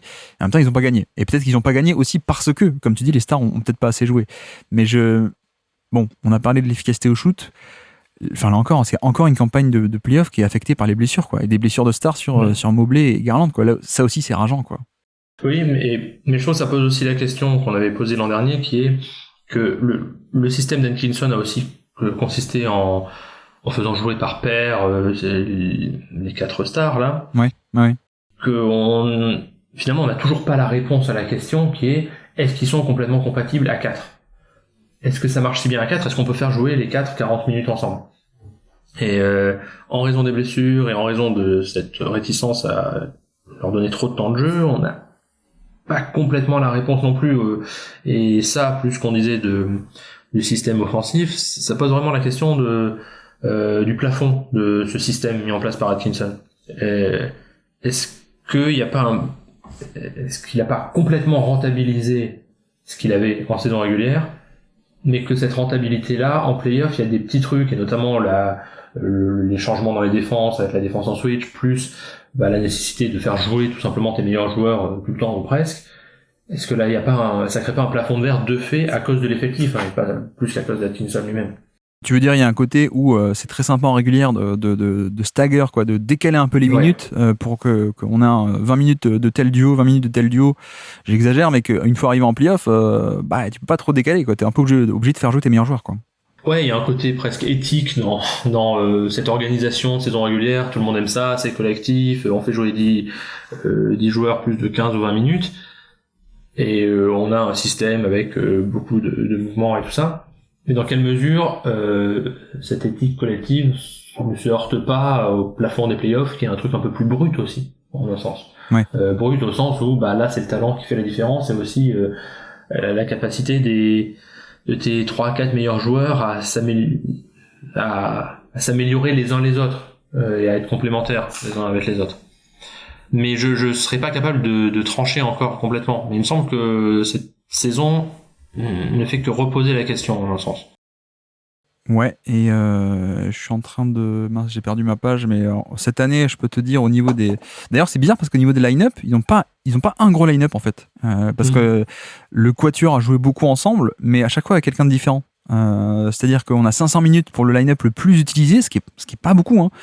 Sans parler des Knicks qui sont à 1900 ou 2000, mais en général t'as des équipes qui sont autour des 1000, quoi. Surtout une équipe qui a pas eu beaucoup de blessures.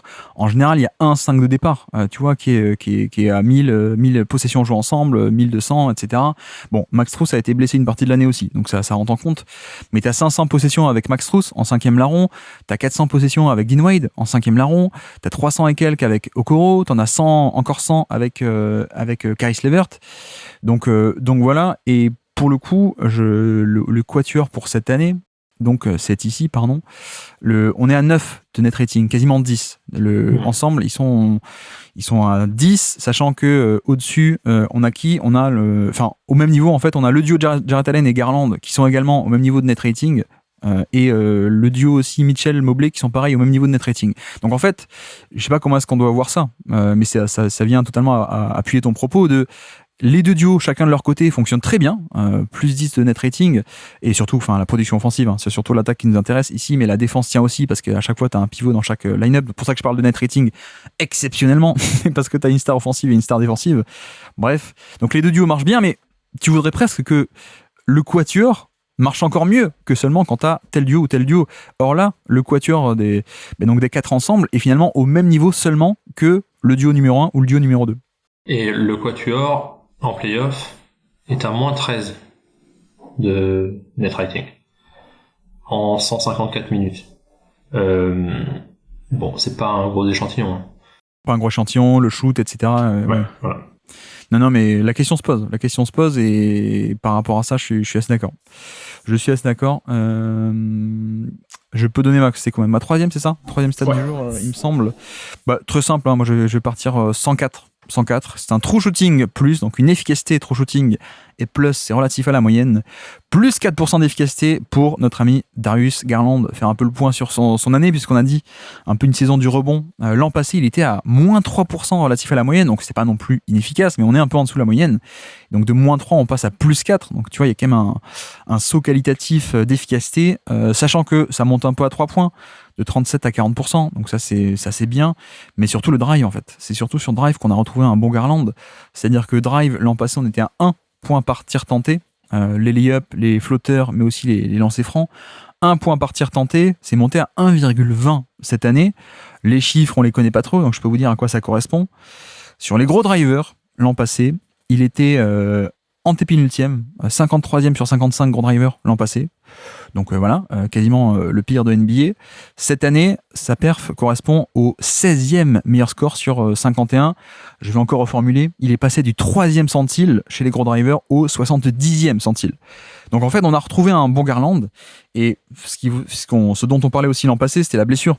Et le fait que, en fait, il avait une blessure à la mâchoire, mais comme avaient expliqué certains biomécaniciens par rapport à ça, et ce côté blessure, c'est que la blessure à la mâchoire, alors je ne sais pas pourquoi, je suis pas biomécanicien justement, moi, mais avait un peu affecté un peu le grip, ce qu'ils appellent le grip, donc la force de la main et ce genre d'éléments. Et ce qui fait que on avait une saison qui était mauvaise parce que blessure à la mâchoire et au niveau du shoot, c'était affecté par la main, au niveau de le drive, c'est affecté par la main, les flotteurs, les lay-up, etc. Voilà, là on a retrouvé un bon Garland. Voilà, un Garland qui est pas blessé, un Garland qui joue, un Garland qui est bon. En plus, c'est une année où il fait très peu de turnover, il a jamais fait aussi peu de pertes de balles, donc ça c'est cool aussi. En fait, on a retrouvé un Garland qui est largement de niveau All-Star, voire même All-NBA seconde ou third team, quoi, en fait. Et alors, tu m'as piqué une de mes stats, donc pardon. j'abonde tout à fait dans ce sens-là. Alors moi j'avais la stat de points par tir tenté, mais ça revient un peu au même. Mais oui, on voit que c'est la différence, hein, une des grosses différences en plus du changement de système. C'est Garland qui revient à son niveau et on voudrait vraiment voir une série de playoffs avec Garland qui est pas blessé, quoi. Moi j'avais noté, je crois pas que tu l'as dit, 53% sur les flotteurs. Je l'ai pas dit, mais tu fais bien de préciser, ouais. Voilà, qui a un score vraiment remarquable.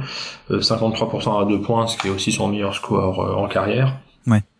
Donc ouais, j'ai pas énormément de choses à rajouter par rapport à ce que t'as dit. C'est vrai qu'on a vu un joueur beaucoup plus efficace, très bon offensivement. Alors reste la question défensive, hein, qui fait que bon, il restera toujours un joueur un peu ciblé, on va dire, qui peut être ciblé. Ouais. Et d'ailleurs au on-off, c'est lui des 4 qui a le moins bon on-off parce que le defensive rating de l'équipe quand il est là est quand même assez bas.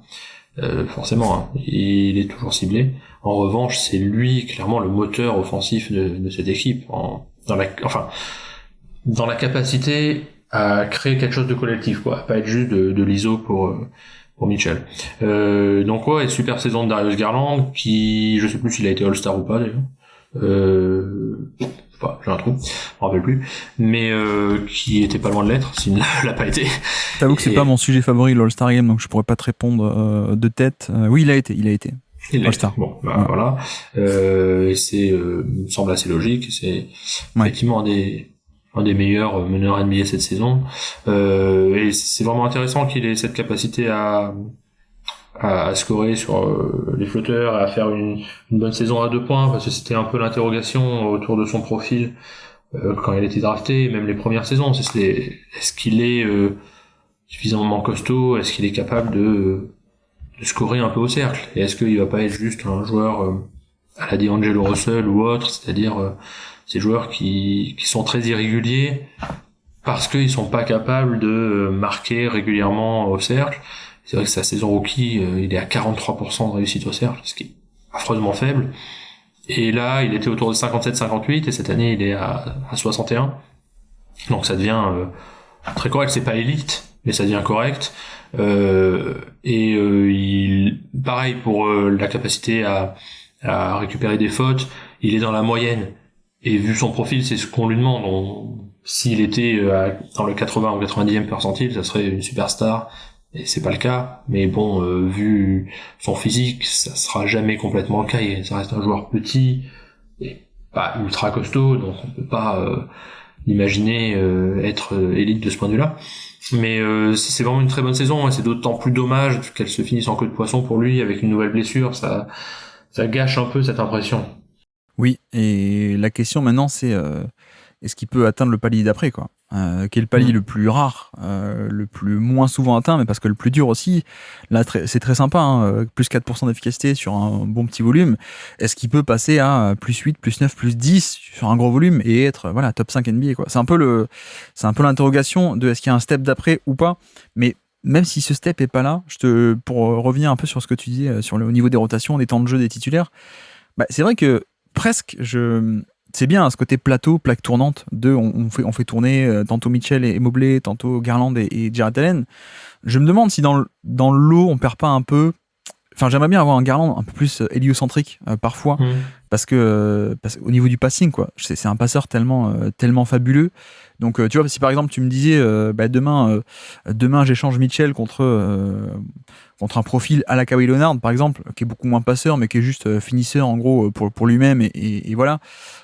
Et du coup, tu redonnes plein de ballons, non pas à Mitchell, non pas à Mobley, mais tu redonnes tous les ballons un peu en piquant l'héliocentrique à Garland. Et à côté, t'as Kawhi qui met 2-3 isolations, même plus que ça. J'aimerais bien avoir cette configuration d'équipe aussi, peut-être un jour, parce que là, pour moi, c'est un des meilleurs passeurs de NBA, mais qui, pour te rejoindre sur ce côté petit temps de jeu, j'ai l'impression qu'il est un peu couvé, quoi, pour le coup, alors que, à mon avis, tu pourrais totalement le débrider et qu'il pourrait te produire des saisons bien plus avec sa patte mise sur l'équipe en termes d'empreinte collective et des tonnes de pick and roll, des tonnes de jeux créés via le passing de Garland qu'on n'a pas encore totalement cette saison, qu'on n'a pas eu cette saison et qu'on n'a pas avec ce côté plaque tournante de l'équipe.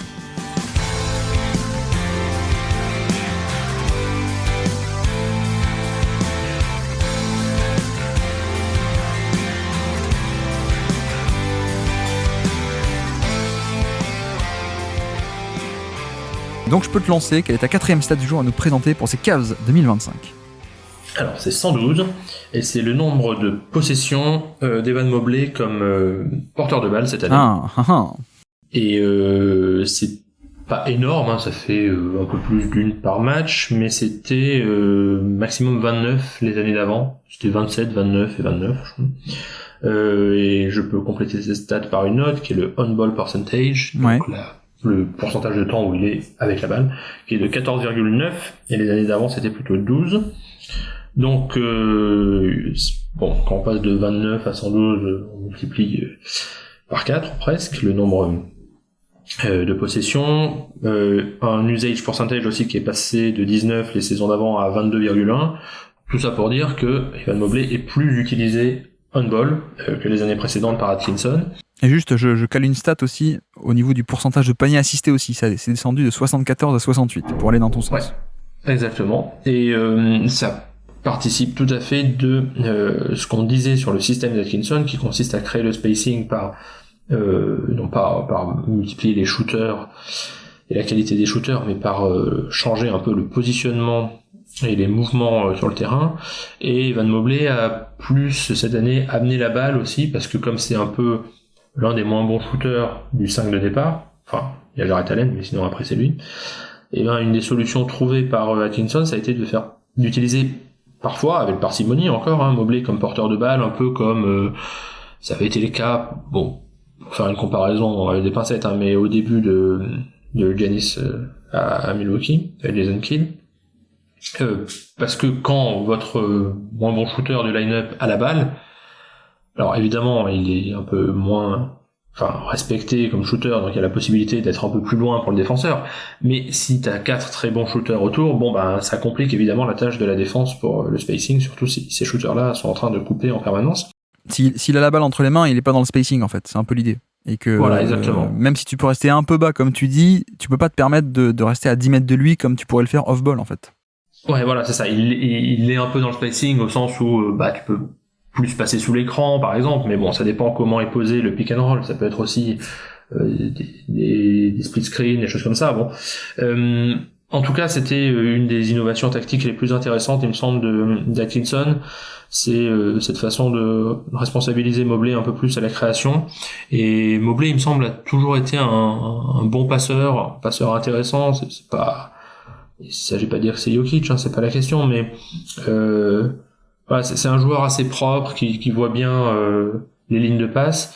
Et à mon sens, c'est une piste possible pour la suite, pour les années prochaines, parce qu'il s'est plutôt bien débrouillé de ce point de vue-là. Alors, j'ai pas noté bon, je suis pas sûr qu'on ait accès à ça d'ailleurs dans les stats publics. La réussite à chaque fois dans les possessions où il est porteur de balle.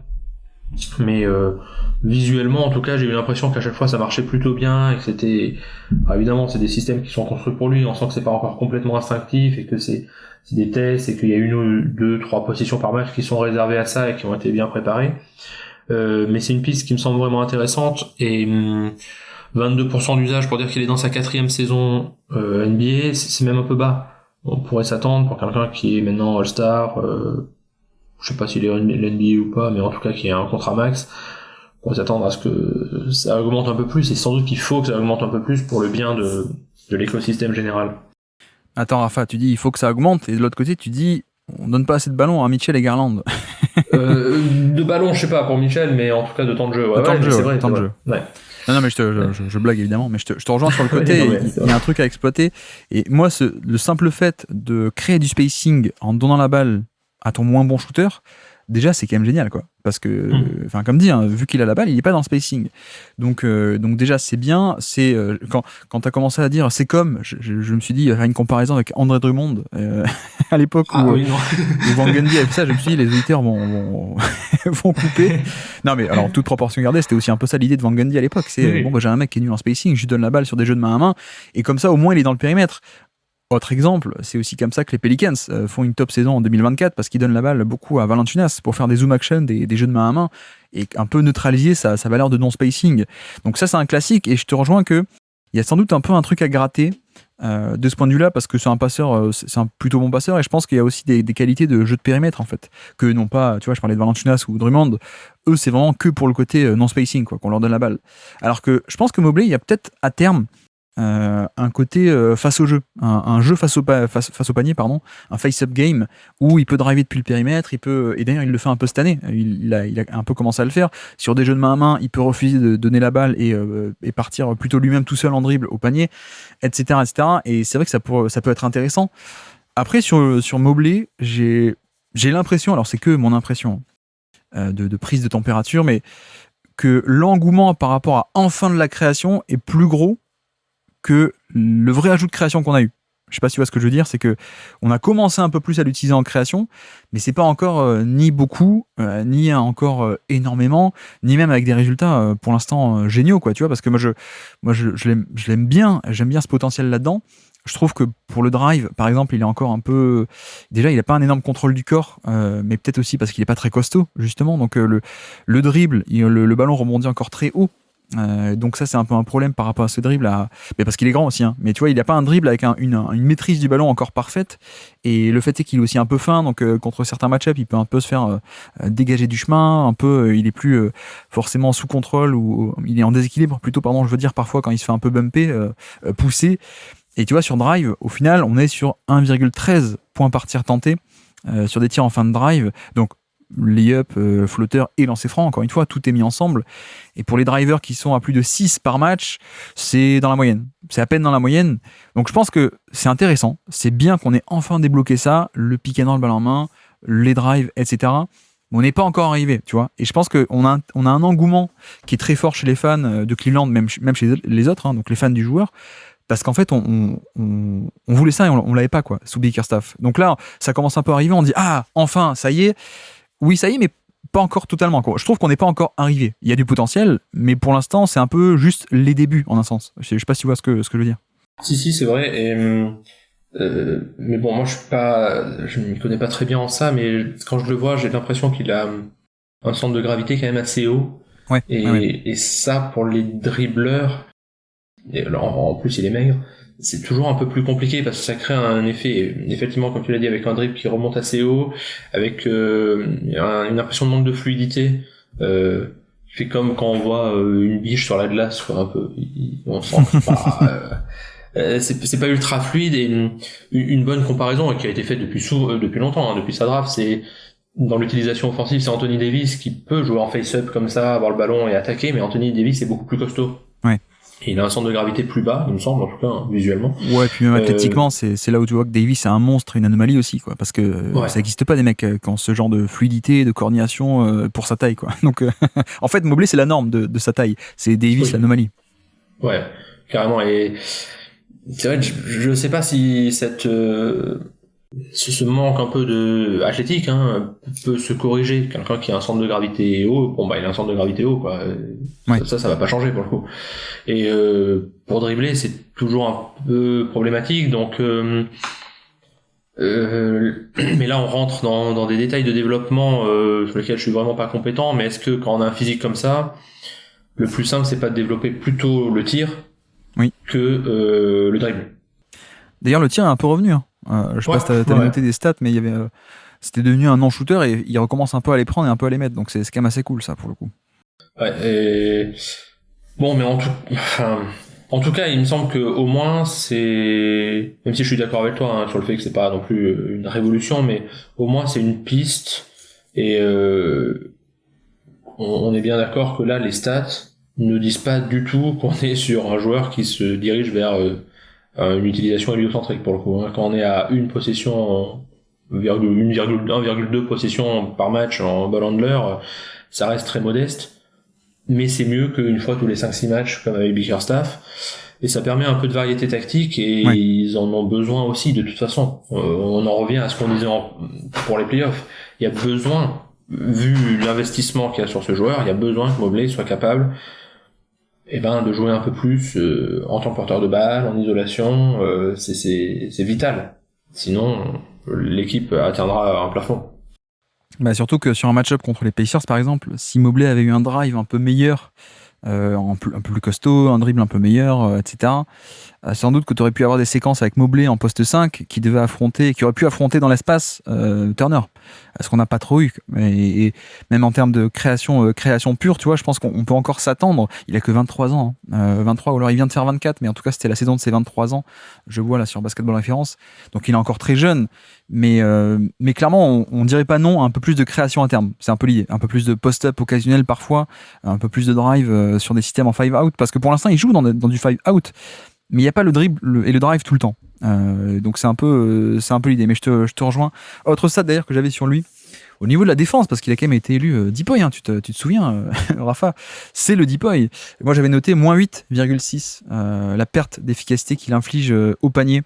Donc moins 8,6, c'est le 8e plus gros total de NBA, 8e meilleur protecteur de panier de NBA. En termes d'efficacité de perte d'efficacité infligée, mais aussi 8e plus gros volume de tirs défendus au panier, avec plus de 7 par match tirs défendus au panier. Et on a beaucoup parlé de l'attaque, mais pour dire aussi 2 mots sur la défense, bon, en playoff, on est passé sur un switch all qui n'a pas marché, ils en sont revenus parce que les switches donnaient des 1 contre 1 et les Pacers ont été en surréussite sur ces 1 contre 1, donc ok. Mais c'est marrant parce qu'on a une équipe qui finalement, il y a 2 bigs, mais ces 2 bigs sont pas des bigs. Je sais pas si tu vois ce que je veux dire, c'est qu'en fait, c'est pas du tout le côté Twin Towers au sens où on l'entend d'habitude, où il y a quelques années. En fait, c'est ok, il y a 2 grands en tout cas, plutôt que 2 gros. On a 2 grands, mais avec des schémas défensifs extrêmement dynamiques, extrêmement polyvalents. Et on a quasiment pas de drop. On a quand même, j'exagère un peu, mais on n'a pas ce côté 2 gros qui vont être là pour le rebond, qui font des couvertures de pick and roll traditionnelles, etc., etc. En fait, on a une polyvalence qui est assez énorme parce qu'on a 2 grands, mais qui jouent, qui ont une capacité à bouger extrêmement bien, à défendre le panier, à faire des switches, etc., etc. Et donc en fait, tu as les avantages de la taille, mais sans les inconvénients d'habitude un grand, il est aussi un peu lourd, et donc il est obligé de faire un drop parce qu'il peut pas bouger. Il est obligé de faire un drop parce qu'il peut pas faire des switches. Et là, tu as un peu le meilleur des 2 mondes, quoi. Tu as l'avantage de la taille, mais sans l'inconvénient. Donc c'est aussi pour moi le pouvoir magique de cette équipe défensivement. Et tu vois, notamment, c'est marrant, mais ils ont 2 gros, et pourtant ils autorisent beaucoup de tirs au panier. Tu pourrais te dire, mais comment ça se fait? Pourquoi il n'y a pas un effet d'intimidation? Pourquoi est-ce qu'il n'y a pas une protection, un verrouillage du panier? En fait, non, parce que déjà, on ne fait pas des couvertures traditionnelles sur pick and roll où on laisse pas venir en protégeant le panier. Donc, la fréquence au panier, tu vois, est 17e de NBA, fréquence défensive au panier, 17e. Par contre, ils sont 2e en efficacité. Et donc, en fait, il y a ce truc de quasiment tout le temps sur le terrain, tu as un protecteur de panier d'élite en deuxième rideau, ou plutôt on laisse pénétrer parce qu'on sait que on va emmener, on va driver et inciter à driver vers ce mec qui va protéger le panier, que ce soit Jarrett Allen ou Evan Mobley, vu que donc Mobley a été élu DPOY pour une défense qui était donc, combien on a dit, 6e, 8e de NBA cette saison. Ouais. Est-ce que tu as un avis d'ailleurs sur ce DPOY ou pas forcément? Alors, pour te le dire, je crois que j'avais oublié qu'il avait été DPOY. Donc, mon avis va être pas très pertinent. Oui, alors, je me rappelle plus qui est la première défense NBA. C'est un peu bas, 8e meilleure défense pour élire quelqu'un. Tu te souviens plus qui est la première défense NBA? Mais c'est OK ici. Oui, bah, avec un score qui est incroyable par rapport à la moyenne. J'aurais pu le dire pour les playoffs et j'avais un doute, mais oui, bah, je pense que Chet Holmgren l'aurait peut-être eu si il avait pas été blessé, quoi. Ouais, non, mais bon, c'est un excellent défenseur et ce que tu dis sur le système que cela permet est tout à fait juste et bon, il me semble pas que son élection soit volée. Je me rappelle plus qui est deuxième, comme quoi vraiment cette on n'est pas branché trophée, hein. Non. Non, mais je pense qu'il y a un côté un peu narratif dans bon au mauvais sens du terme, comme vous voulez, mais il y a un côté, l'équipe est géniale, et donc forcément, l'équipe est historique, on va récompenser plutôt une individualité d'une équipe géniale, plutôt qu'un mec qui va être individuellement meilleur, mais dans une défense collectivement moins impressionnante. Je pense qu'il y a un peu de ça, mais alors, autre question plus intéressante, sans doute, où est-ce que tu le mettrais aujourd'hui dans la hiérarchie des défenseurs plutôt, laissant un peu de côté le trophée, mais comment tu l'imagines par rapport à ses pairs? Est-ce que tu le vois deuxième de NBA, premier, seulement top 10? Comment tu vois ça? Il me semble quand même que c'est un joueur vraiment d'élite en termes de mobilité, en termes de protection de panier, côté faible ou pas d'ailleurs. Je le mettrais bien au moins top 5, hein.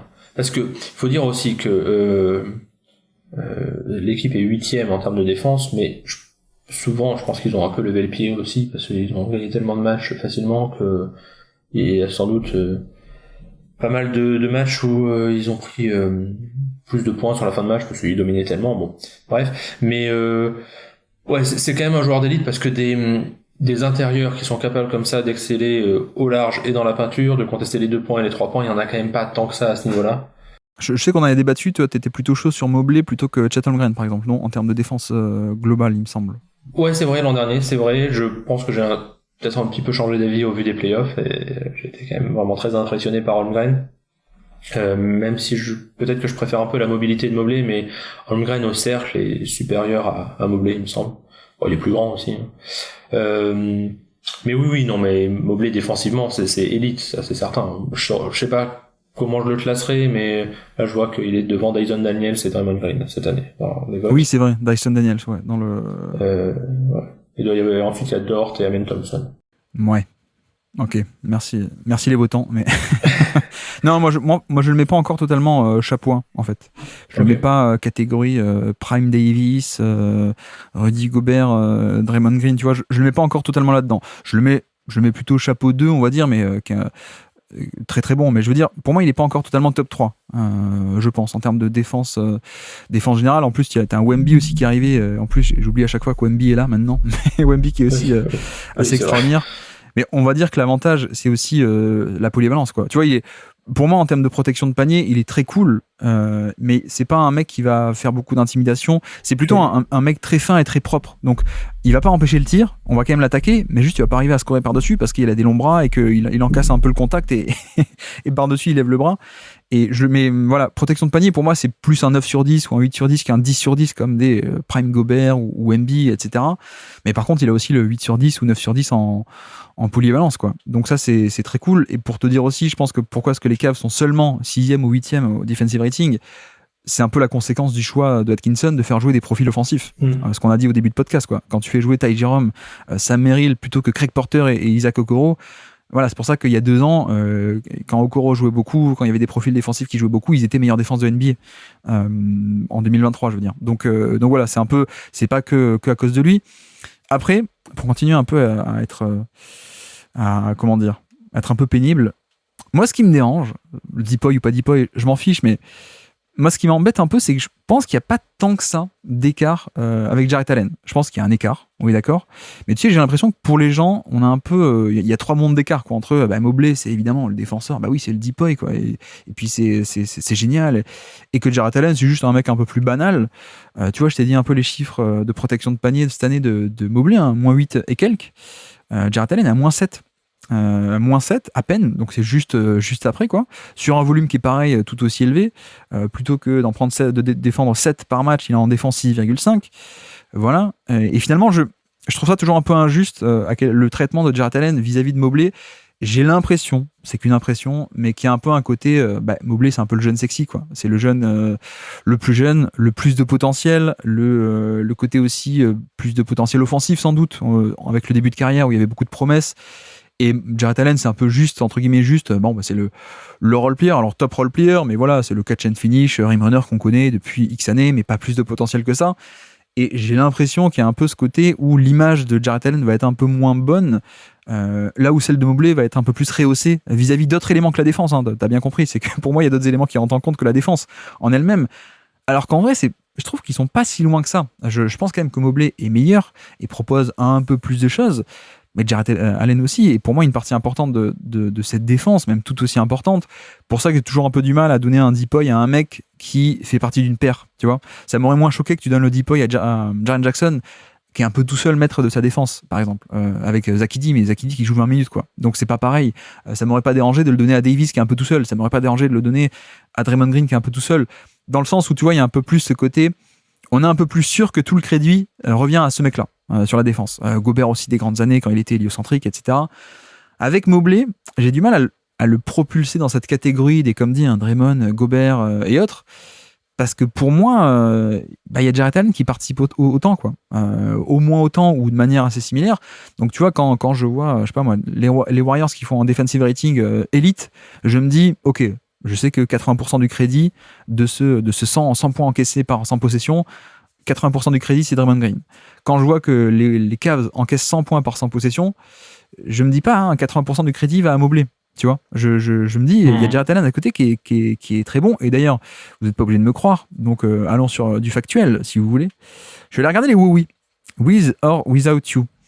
En effet, quand les deux jouent ensemble, les deux, on a un defensive rating qui est excellent, 111. Ok.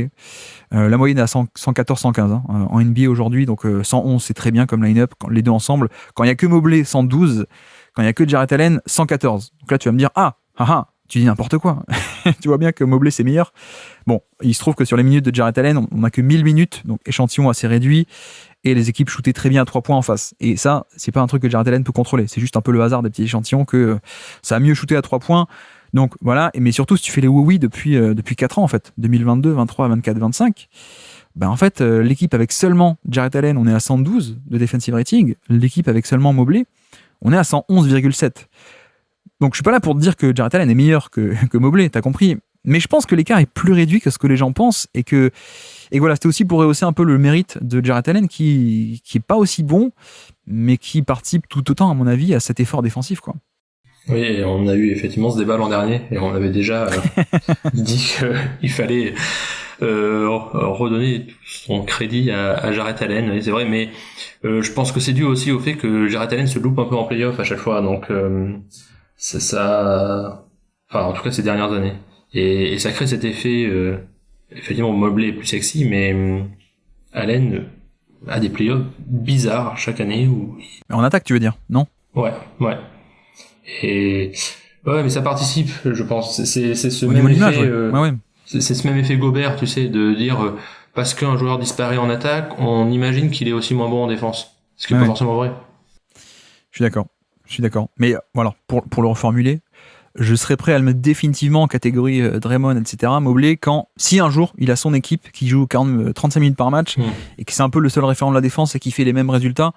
Là, je pourrais dire, ok, là, il n'y a pas de problème, c'est prouvé, etc. Là, pour l'instant, il me semble que la participation de Jarrett Allen là-dedans est quand même aussi intéressante, quoi, pour le coup. Donc c'est même pas tant pour descendre Mobley, pas du tout.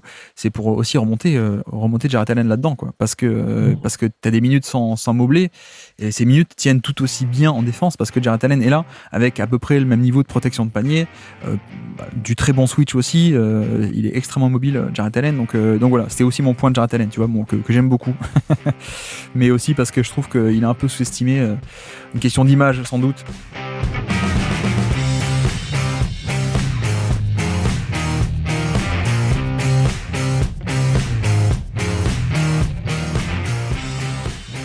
Je peux te lancer quelle est ta 5e et dernière stat du jour à nous présenter pour ces Cavs 2025. Bah alors, du coup, tu m'as piqué ma stat sur Garland, donc j'en improvise un peu une autre, j'avais quelques autres en réserve, mais en une minute parce que ça me fait marrer, c'est moins 19,4. Ouais. C'est le net rating de l'équipe quand Tristan Thompson est sur le terrain.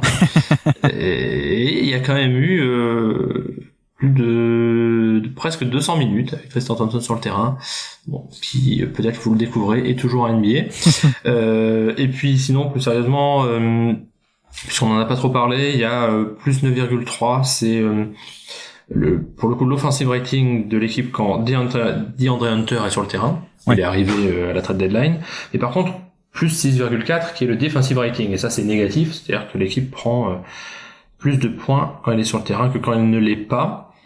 Et bon voilà, c'est une stat qui me paraît assez intéressante parce que DeAndre Hunter, on a un peu je trouve depuis sa draft, qui pourtant commence à remonter, hein, c'est 2019. 19 aussi, ouais. Ouais, 19, il est sélectionné juste avant Garland. On a cette image du free and D, et en fait le D n'a jamais trop été là. Et ça se confirme, c'est pas un super défenseur, quoi. On regarde ses steal rates, ses block rates, c'est très très médiocre. Systématiquement, les defensive ratings sont assez médiocres. En revanche, c'est un excellent attaquant, et l'offensive rating augmente d'autant plus que c'est quelqu'un qui fait jamais de passe, et donc qui ne perd pas de ballon. Et donc le turnover percentage des Cavs baisse quand il est là, parce que comme il fait jamais de passe, il shoot, il finit, et c'est un très bon finisseur. C'est un peu limité, mais c'est plutôt efficace dans ce système-là. Ça pose quelques questions parfois pour les playoffs, mais bon, ça fait partie aussi des joueurs qui ont cette capacité, certes plus limitée, plus par moment, de jouer un peu en isolation. Il avait fait une bonne saison, il avait bien joué comme ça sur la fin à Atlanta. Mais par contre, défensivement, je suis pas sûr que ça soit complètement la solution idéal au poste 3, mais bon, malgré tout, il me semble que c'était plutôt un bon trade de la part des Cavs de faire cet échange-là à la trade deadline, quoi. C'est un joueur très très efficace et qui marche plutôt bien dans cet effectif.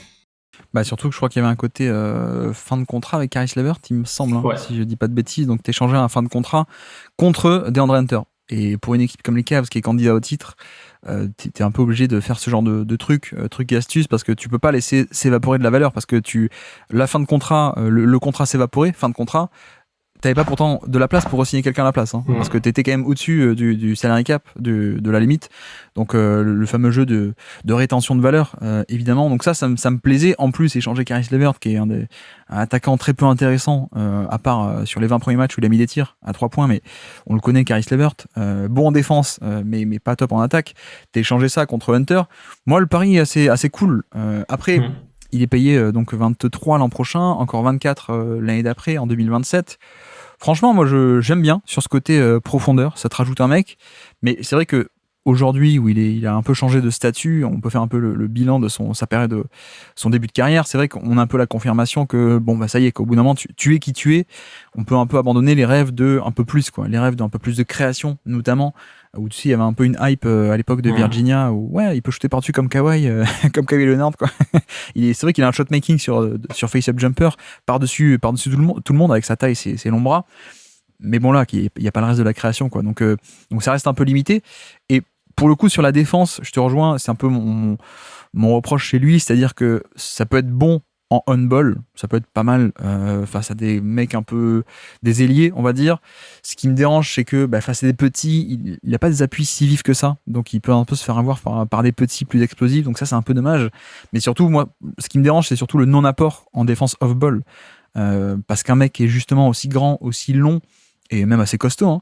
C'est un peu dommage que ce soit un mec aussi neutre en termes de protection de panier, que ce soit un mec aussi neutre en termes de stunt, d'impact sur les rotations off-ball. Tu vois, t'as des mecs qui ont les mêmes mensurations qui sont all defense, quoi, pour le coup. Et lui, il l'est pas trop. Donc c'est un peu la déception, mais j'aime bien aussi le côté ajout. Je trouve que le fit est très bon, en fait, dans cette équipe des Cavs. Tu t'attends pas à ce qu'il joue 35 minutes par match. Il est là pour faire 20, 25, payé plutôt pas mal pour ses 25 minutes. Donc c'est bien. Le tir s'est confirmé. Ça fait 4 ans qu'il a plus de 38% à 3 points sur 5 par match en tout. Il fait une saison à 40 là, mais depuis 4 ans, il a plus de 38. Donc c'est très cool. Non, moi j'ai bien aimé l'ajout. On l'a pas vu beaucoup, malheureusement. On l'a pas trop vu, pas assez en playoff et sur la fin d'année. Mais j'aime beaucoup ce coup qui a été fait et qui vient aussi, je pense que qu'est-ce que tu penses aussi de la saison de Max Strus à côté de lui. Je crois qu'il a un peu retrouvé son shoot, hein, Max Strus, il est revenu à 38%. Voilà, on parlait de ce quatuor avec le fait que le 5e larron est un peu celui qui doit à la fois compenser la défense, le manque de défense des petits et le manque de shoot des gros, hein, qui doit un peu faire le lien dans ce quatuor. Finalement, avoir cette rotation de et Max Strus et DeAndre Hunter pour faire ce 5e larron, ça me plaît, quoi, finalement, en termes de profondeur et de profils différents, même, on peut dire. Ouais, vu les contraintes financières quand t'as 4 joueurs aussi importants, 2 joueurs comme ça de rotation, ouais, c'est même plutôt très bien joué en termes de construction d'effectifs. Hein. Oui, d'accord. Mais alors, je suis déçu que tu me parles pas de... je peux te dire ma 5e stat du jour, je pensais que t'allais aller sur lui. Moi, c'est 112. 112. C'est le true shooting plus de Ty Jerome.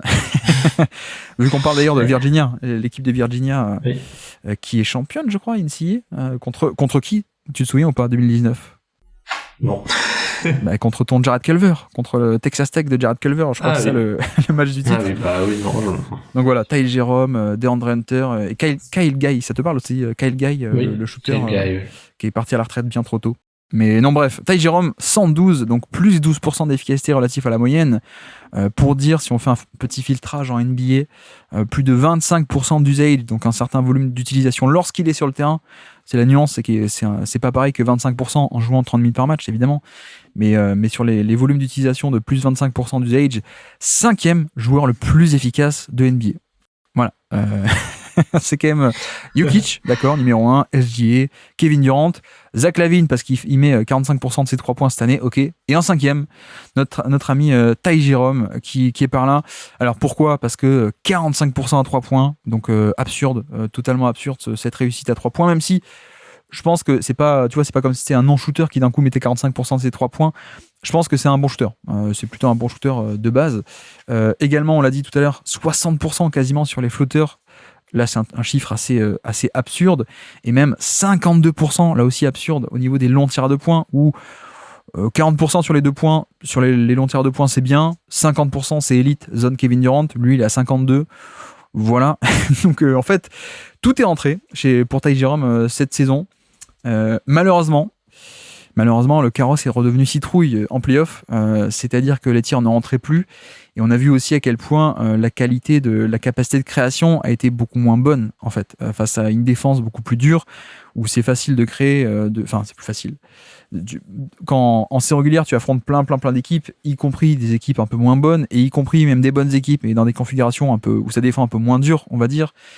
Voilà, il arrive à se créer des espaces, il a un style de jeu très particulier, tu sais, en plus avec totalement désarticulé, ambidextre en plus, main droite, main gauche, il peut dribbler des deux mains, faire des passes des deux mains, finir des deux mains avec son flotteur, donc tu sais jamais de quel côté il part, avec en plus il a un style très particulier, bref, et en play-off, en play-off il est arrivé face à des défenseurs d'élite beaucoup plus pressants, des Nesmith, des Nembhard, et là, les tirs sont pas rentrés, mais aussi parce que il n'y a pas autant de séparation créée avec le défenseur en fait, donc par rapport à l'an prochain, c'est une perte qu'il ne soit plus là. En même temps, je sais pas ce que t'en penses, mais aurait-il été à ce niveau l'an prochain ? Donc est-ce que les Cavs n'ont pas bien fait de pas s'aligner ? D'ailleurs, je sais pas s'ils auraient pu. Il n'y a peut-être pas les droits, mais en tout cas, les Cavs n'ont pas mis un gros contrat sur lui. Il est parti ailleurs. Je crains un peu la retombée l'an prochain. Sans doute, parce que c'est quand même un truc complètement improbable cette saison. Ouais. Mais cela dit, en regardant un peu les stats, on s'aperçoit que ça a toujours été un assez bon shooter, mine de rien. Oui. Enfin, il y a quelque chose d'assez irrégulier, mais donc, moi je regarde sur Cleaning the Glass parce que visuellement c'est le plus pratique, c'est le mieux fait. Il y a pas mal de orange foncé dans sa carrière, ce qui est bon signe selon les codes de Cleaning the Glass. Et Sans doute que en fait c'est un shooter assez élite. Par exemple en corner free, ça fait depuis 2020 qu'il est au-dessus des 45%. Ouais. Certes sur des petits échantillons, mais bon, il y a quelque chose quoi. Et pareil sur le mi-distance, il a toujours été très solide. Ensuite de là à sortir des chiffres pareils avec un usage en plus assez important, c'est très improbable que ça se reproduise. Puis il est pas tout jeune, hein, il a 27 ans, peut-être même 28. Donc la marge de progression est pas forcément très très grande. Alors c'est bon, je pense que oui, sans doute qu'ils ont fait le bon choix parce que ça les faisait passer sinon au-dessus du deuxième apron, je crois, de le re-signer à ce prix-là, s'ils pouvaient, je suis même pas sûr. Mais le problème, c'est qu'il est arrivé il y a pas longtemps, donc il n'est pas forcément tous les droits, etc. Ouais, Petit ouais. salaire, tu peux que étendre à 175% du salaire, etc. Enfin bref, on s'en fiche des détails, mais ouais. Alors, ce qui est un peu surprenant en un sens, c'est que Lonzo Ball qui donc le remplace, hein, est un profil très différent, Ouais.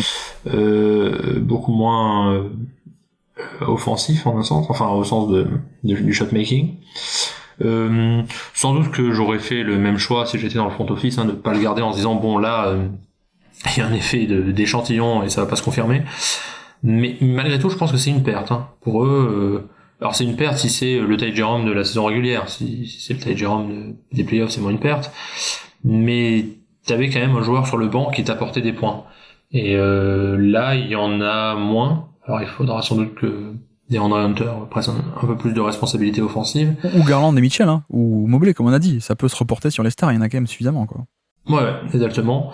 Mais bon, en tout cas, c'est une belle histoire parce que c'est quand même très rare qu'on voit un joueur exploser comme ça dans sa sixième saison, ouais, sixième saison NBA à 28 ans, enfin 27. C'est très très rare. Et bon, c'est plutôt chouette. Il a gagné un gros chèque au passage à Memphis, hein, c'est ça? Ouais. Ouais. Enfin, un gros chèque. Attends, on parle de Memphis, hein. Les chèques, ils sont pas si gros que ça à Memphis, hein. Faire attention avec le propriétaire. C'est vrai. Mais je sais plus pour combien il a signé, sur 3 ans, ou un truc comme ça. Bon, en tout cas, non, mais il y avait un côté Cendrillon, hein, comme t'as dit. Je sais pas, les souvenirs de certains tirs, des 3 points en step back à 30 mètres qu'il met, tu te dis, non, mais qu'est-ce qui se passe? Donc, sans doute que ça va pas durer comme ça à ce point-là, mais t'as, a priori, s'il se blesse pas, un joueur assez solide en backup, quoi. C'est là où on voit que tu es professeur de littérature agrégé, parce que tu as reconnu que je parlais de Cendrillon quand j'ai dit le Citros redevient le carrosse redevient citrouille, pardon, que je pense que personne n'aurait eu cette référence. Mais non, mais en fait, là où c'est la belle histoire, c'est que c'est pas juste un mec qui était cool ou qui était sympa et qui devient ce qu'il est aujourd'hui. C'est que c'était un journeyman, quoi. C'était personne, en fait, l'an passé et même toute sa carrière. Donc il sort de Virginia, mais avec ce côté, voilà, il se fait drafter plus tard ou même pas drafté, je ne sais plus exactement. Si, drafté assez haut, hein, il est drafté 24e. Ah oui, pardon, fin de premier tour, ouais, t'as raison, ouais. Fin de premier tour, exactement.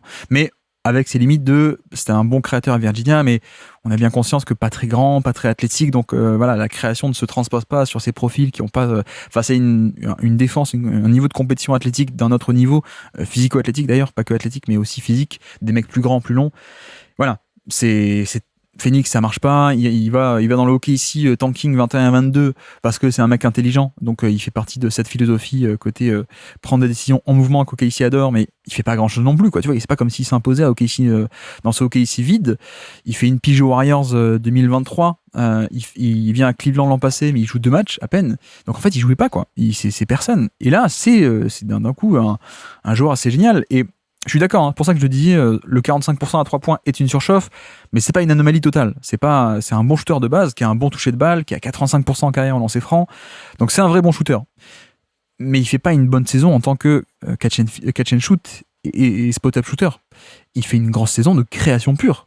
Alors pas les playoffs, mais c'est un créateur. C'était un vrai créateur balle en main. C'est ça le plus surprenant, c'est qu'en fait tout s'est débloqué d'un coup. On avait un journeyman qui était pas assez bon ni pour être en spacing ni pour être en création, et d'un coup on a tout d'un coup, quoi. C'est quand même assez étonnant de voir ce niveau, parce que il y a des vraies séquences de création, il est pas juste dans le corner, quoi. Il y a du pick and roll, il y a beaucoup de pick and roll parfois même, etc. Le passing sur pick and roll également. Et donc c'est un vrai atout qui est perdu. Et je pense je sais pas si ça sera un one shot wonder comme disent les Américains. Je pense qu'il n'atteindra peut-être plus jamais ce niveau-là. Mais après, si tu me dis l'an prochain, c'est un bon joueur de rotation qui joue encore une fois 20 minutes par match, et plutôt qu'être à plus 12%, il est à plus 4% relatif à la moyenne, ou plus 3%. voilà, je pense que c'est un bon joueur de rotation, 7e, 8e homme de bonnes équipes. Sa carrière est lancée, on va dire. Peut-être que ça sera jamais cette saison x10, mais au moins il a une place en NBA désormais, je pense, à un bon niveau. Ouais, s'il se blesse pas, parce que c'est vrai qu'il a eu pas mal de problèmes aux chevilles dans sa carrière, et vu son style de jeu tout en zigzag, là, j'imagine que les chevilles sont pas mal mobilisées, et que dès qu'il a des petits problèmes physiques comme ça le limite pas mal. Mais ouais, on peut souhaiter pour lui qu'il ait une belle carrière de backup pendant 4-5 ans, là. Je suis d'accord. Donc voilà pour Ty Jerome, la belle histoire qui s'en va, mais heureusement il y a assez de créateurs pour récupérer sa charge, je l'espère. On a fini, on a fait nos 5 stats chacun. Est-ce que tu as des stats un peu bonus en fin de podcast ou des joueurs dont on n'a pas parlé, dont tu voulais un peu parler? Écoute, non, je crois pas. J'avais pas de stats bonus. J'ai casé ma stat sur Tristan Thompson, qui par ailleurs a seulement 34 ans. J'étais persuadé qu'il en avait 38 ou 39, mais non. Mais ça m'a permis de découvrir que Luc Travers, par exemple, je sais pas si tu te rappelles de Luc Travers, avait joué cette année. Enfin voilà, il y a des joueurs tout à fait improbables qui ont joué dans cette équipe, comme JT Thor, qui est un gars que j'étais persuadé qu'il était à Charlotte depuis toujours et que, bon, par ailleurs, qui est complètement nul, et qui a joué pour Cleveland 14 minutes cette année, avant d'être dealé à Washington. On n'a pas parlé en détail de Donovan Mitchell. On a parlé un peu partout à travers l'isolation, à travers le pick and roll, à travers le spacing, les playoffs. Mais bon, moi j'avais pas grand chose à dire sur lui. Il fait une saison un peu comme d'habitude, de bons standards. Alors un peu moins efficace que d'habitude, parce que je crois qu'au niveau du 3 points, ça bloque un peu plus. Il prend pas mal de pull-up à 3 points et il lui met seulement à 34% d'efficacité. Le drive aussi, on est un peu redescendu, mais globalement, voilà, on est à peu près dans les mêmes eaux que d'habitude. Mitchell. Mais voilà, j'ai pas voulu détailler parce qu'il y avait rien de nouveau, donc on voulait pas faire non plus trop de répétitions. Déjà que tu me dis que j'ai fait des répétitions sur Jarrett Allen, Mobley, on va pas en faire sur Mitchell et je pense qu'on en reparlera de toute façon. On en a parlé toute l'année, Mitchell. Max Strus, la stat sur le 3 points, j'en ai parlé, ça remonte un peu, c'est cool. Presque, ce qui est dommage, c'est qu'il ait joué que 50 matchs, Max Strus. Et ce que j'aime bien avec lui, c'est que il est vu comme un shooter en sortie d'écran, et il l'est. Mais moi, c'est surtout son apport défensif que j'aime bien. Ce côté ailier point of attack, plutôt très cool. Et le playmaking assez sympa aussi. Oui, exactement. Un peu de playmaking, ouais. Exactement. J'allais dire Okoro aussi. Okoro qui est parti. Donc, il est parti où d'ailleurs contre Lonzo, hein, si je ne dis pas de bêtises. Oui, parti à Chicago. Pour compléter la collection tout à fait improbable d'ailier physique, ne sachant pas trop shooter, des Bulls. De Chicago, ouais, t'as raison. Exactement. Non, mais voilà, justement, 37% à 3 points cette année. Ah, c'est bien. L'an passé, 39. Ah, c'est bien. Oui, mais c'est sur un petit volume. C'est un petit volume, donc on est d'accord qu'il n'y a toujours pas la respectabilité au niveau de ces 3 points, c'est-à-dire qu'il les met, et ça c'est bien qu'il les mette parce qu'il est laissé grand ouvert et donc il est capable au moins de les mettre à un taux suffisant. On est sur 2,5 par match, l'an passé c'était 3 par match, mais presque la stat la plus significative, on en a parlé un peu tout à l'heure, c'est le fait qu'il est passé de 27 minutes par match, donc un vrai pilier défensif de cette équipe, 27 à peine 19. En fait, il sortait du banc, il avait un rôle beaucoup plus mineur, un rôle qui pouvait être important sur des match-up, des gros match-up. Il était sur des SGA, parfois il était sur des Tatum ou des Brown ou des mecs comme ça. Mais voilà, le choix offensif a fait que Okoro, le projet est terminé. Mais alors que j'aime bien parce qu'il y a un aspect connecting aussi dans son jeu, quoi. Il y a du shoot, mais enfin il y a pas de shoot, pardon, mais il y a un côté passeur connecteur qui est assez cool. Mais voilà, mais je crois qu'on a à peu près parlé de tout le monde. De qui est-ce qu'on n'a pas parlé et que j'avais quelqu'un en tête, mais j'y pense plus. Donc je pense qu'on va pouvoir s'arrêter là, hein, à moins que tu aies un truc à dire sur le tank George Niang. Non. Qui est parti aussi, il me semble, à Boston, non? Ou il a peut-être été coupé par Boston depuis. Enfin... Je crois qu'il a été rechangé au Jazz, non? Oui, il me semble aussi, ouais. Ouais. Craig Porter, on a dit 2 mots aussi tout à l'heure, qui a moins joué parce que l'attaque, mais bref, je pense qu'on peut conclure ici. En tout cas, merci beaucoup, Rafa, pour ce bilan 2025 des Cavaliers. Avec plaisir, comme toujours. Merci beaucoup, Guillaume. Merci de nous avoir suivi cet épisode, j'espère que ça vous aura plu. Et donc voici pour cette équipe des Cavaliers extrêmement intéressante, hein, je trouve, ne serait-ce que sur la paire d'intérieur défensive, sur le côté attaque révolutionnaire, sur l'aspect également, hein, qui est notable, à défaut d'être apprécié par les fans, évidemment, mais le trou d'air au shoot qui est, vous l'avez compris, en partie aléatoire, en partie tactique. Mais bon, c'était un peu l'histoire de la saison, c'est qu'on attendait ce choc entre Boston et Cleveland et qu'on n'aura pas eu, ni d'un côté ni de l'autre, donc c'est un peu dommage. J'espère qu'on verra pour la suite comment ça va se goupiller, mais je pense que là, côté Cavs, il y a peut-être une carte à jouer l'an prochain, sans Pacers et sans Celtics. Reste à passer les Knicks, mais je pense que c'est faisable, donc peut-être que peut-être qu'on va se retrouver l'an prochain avec des Cavs champions, surtout si LeBron d'ailleurs arrive au niveau des buyouts. Donc on verra ça, blague à part. Et donc on se retrouve demain pour la suite et presque fin de nos bilans. Demain, bilan des finalistes. Ils passent en avant-dernier, c'est bien logique, les finalistes NBA 2025, les Indiana Pacers. Et donc, sur ce, je vous remercie une nouvelle fois de nous avoir écoutés jusqu'au bout. Un grand merci à Rafa d'être passé sur le Basket Lab. Et moi, je vous dis à très bientôt. Ciao.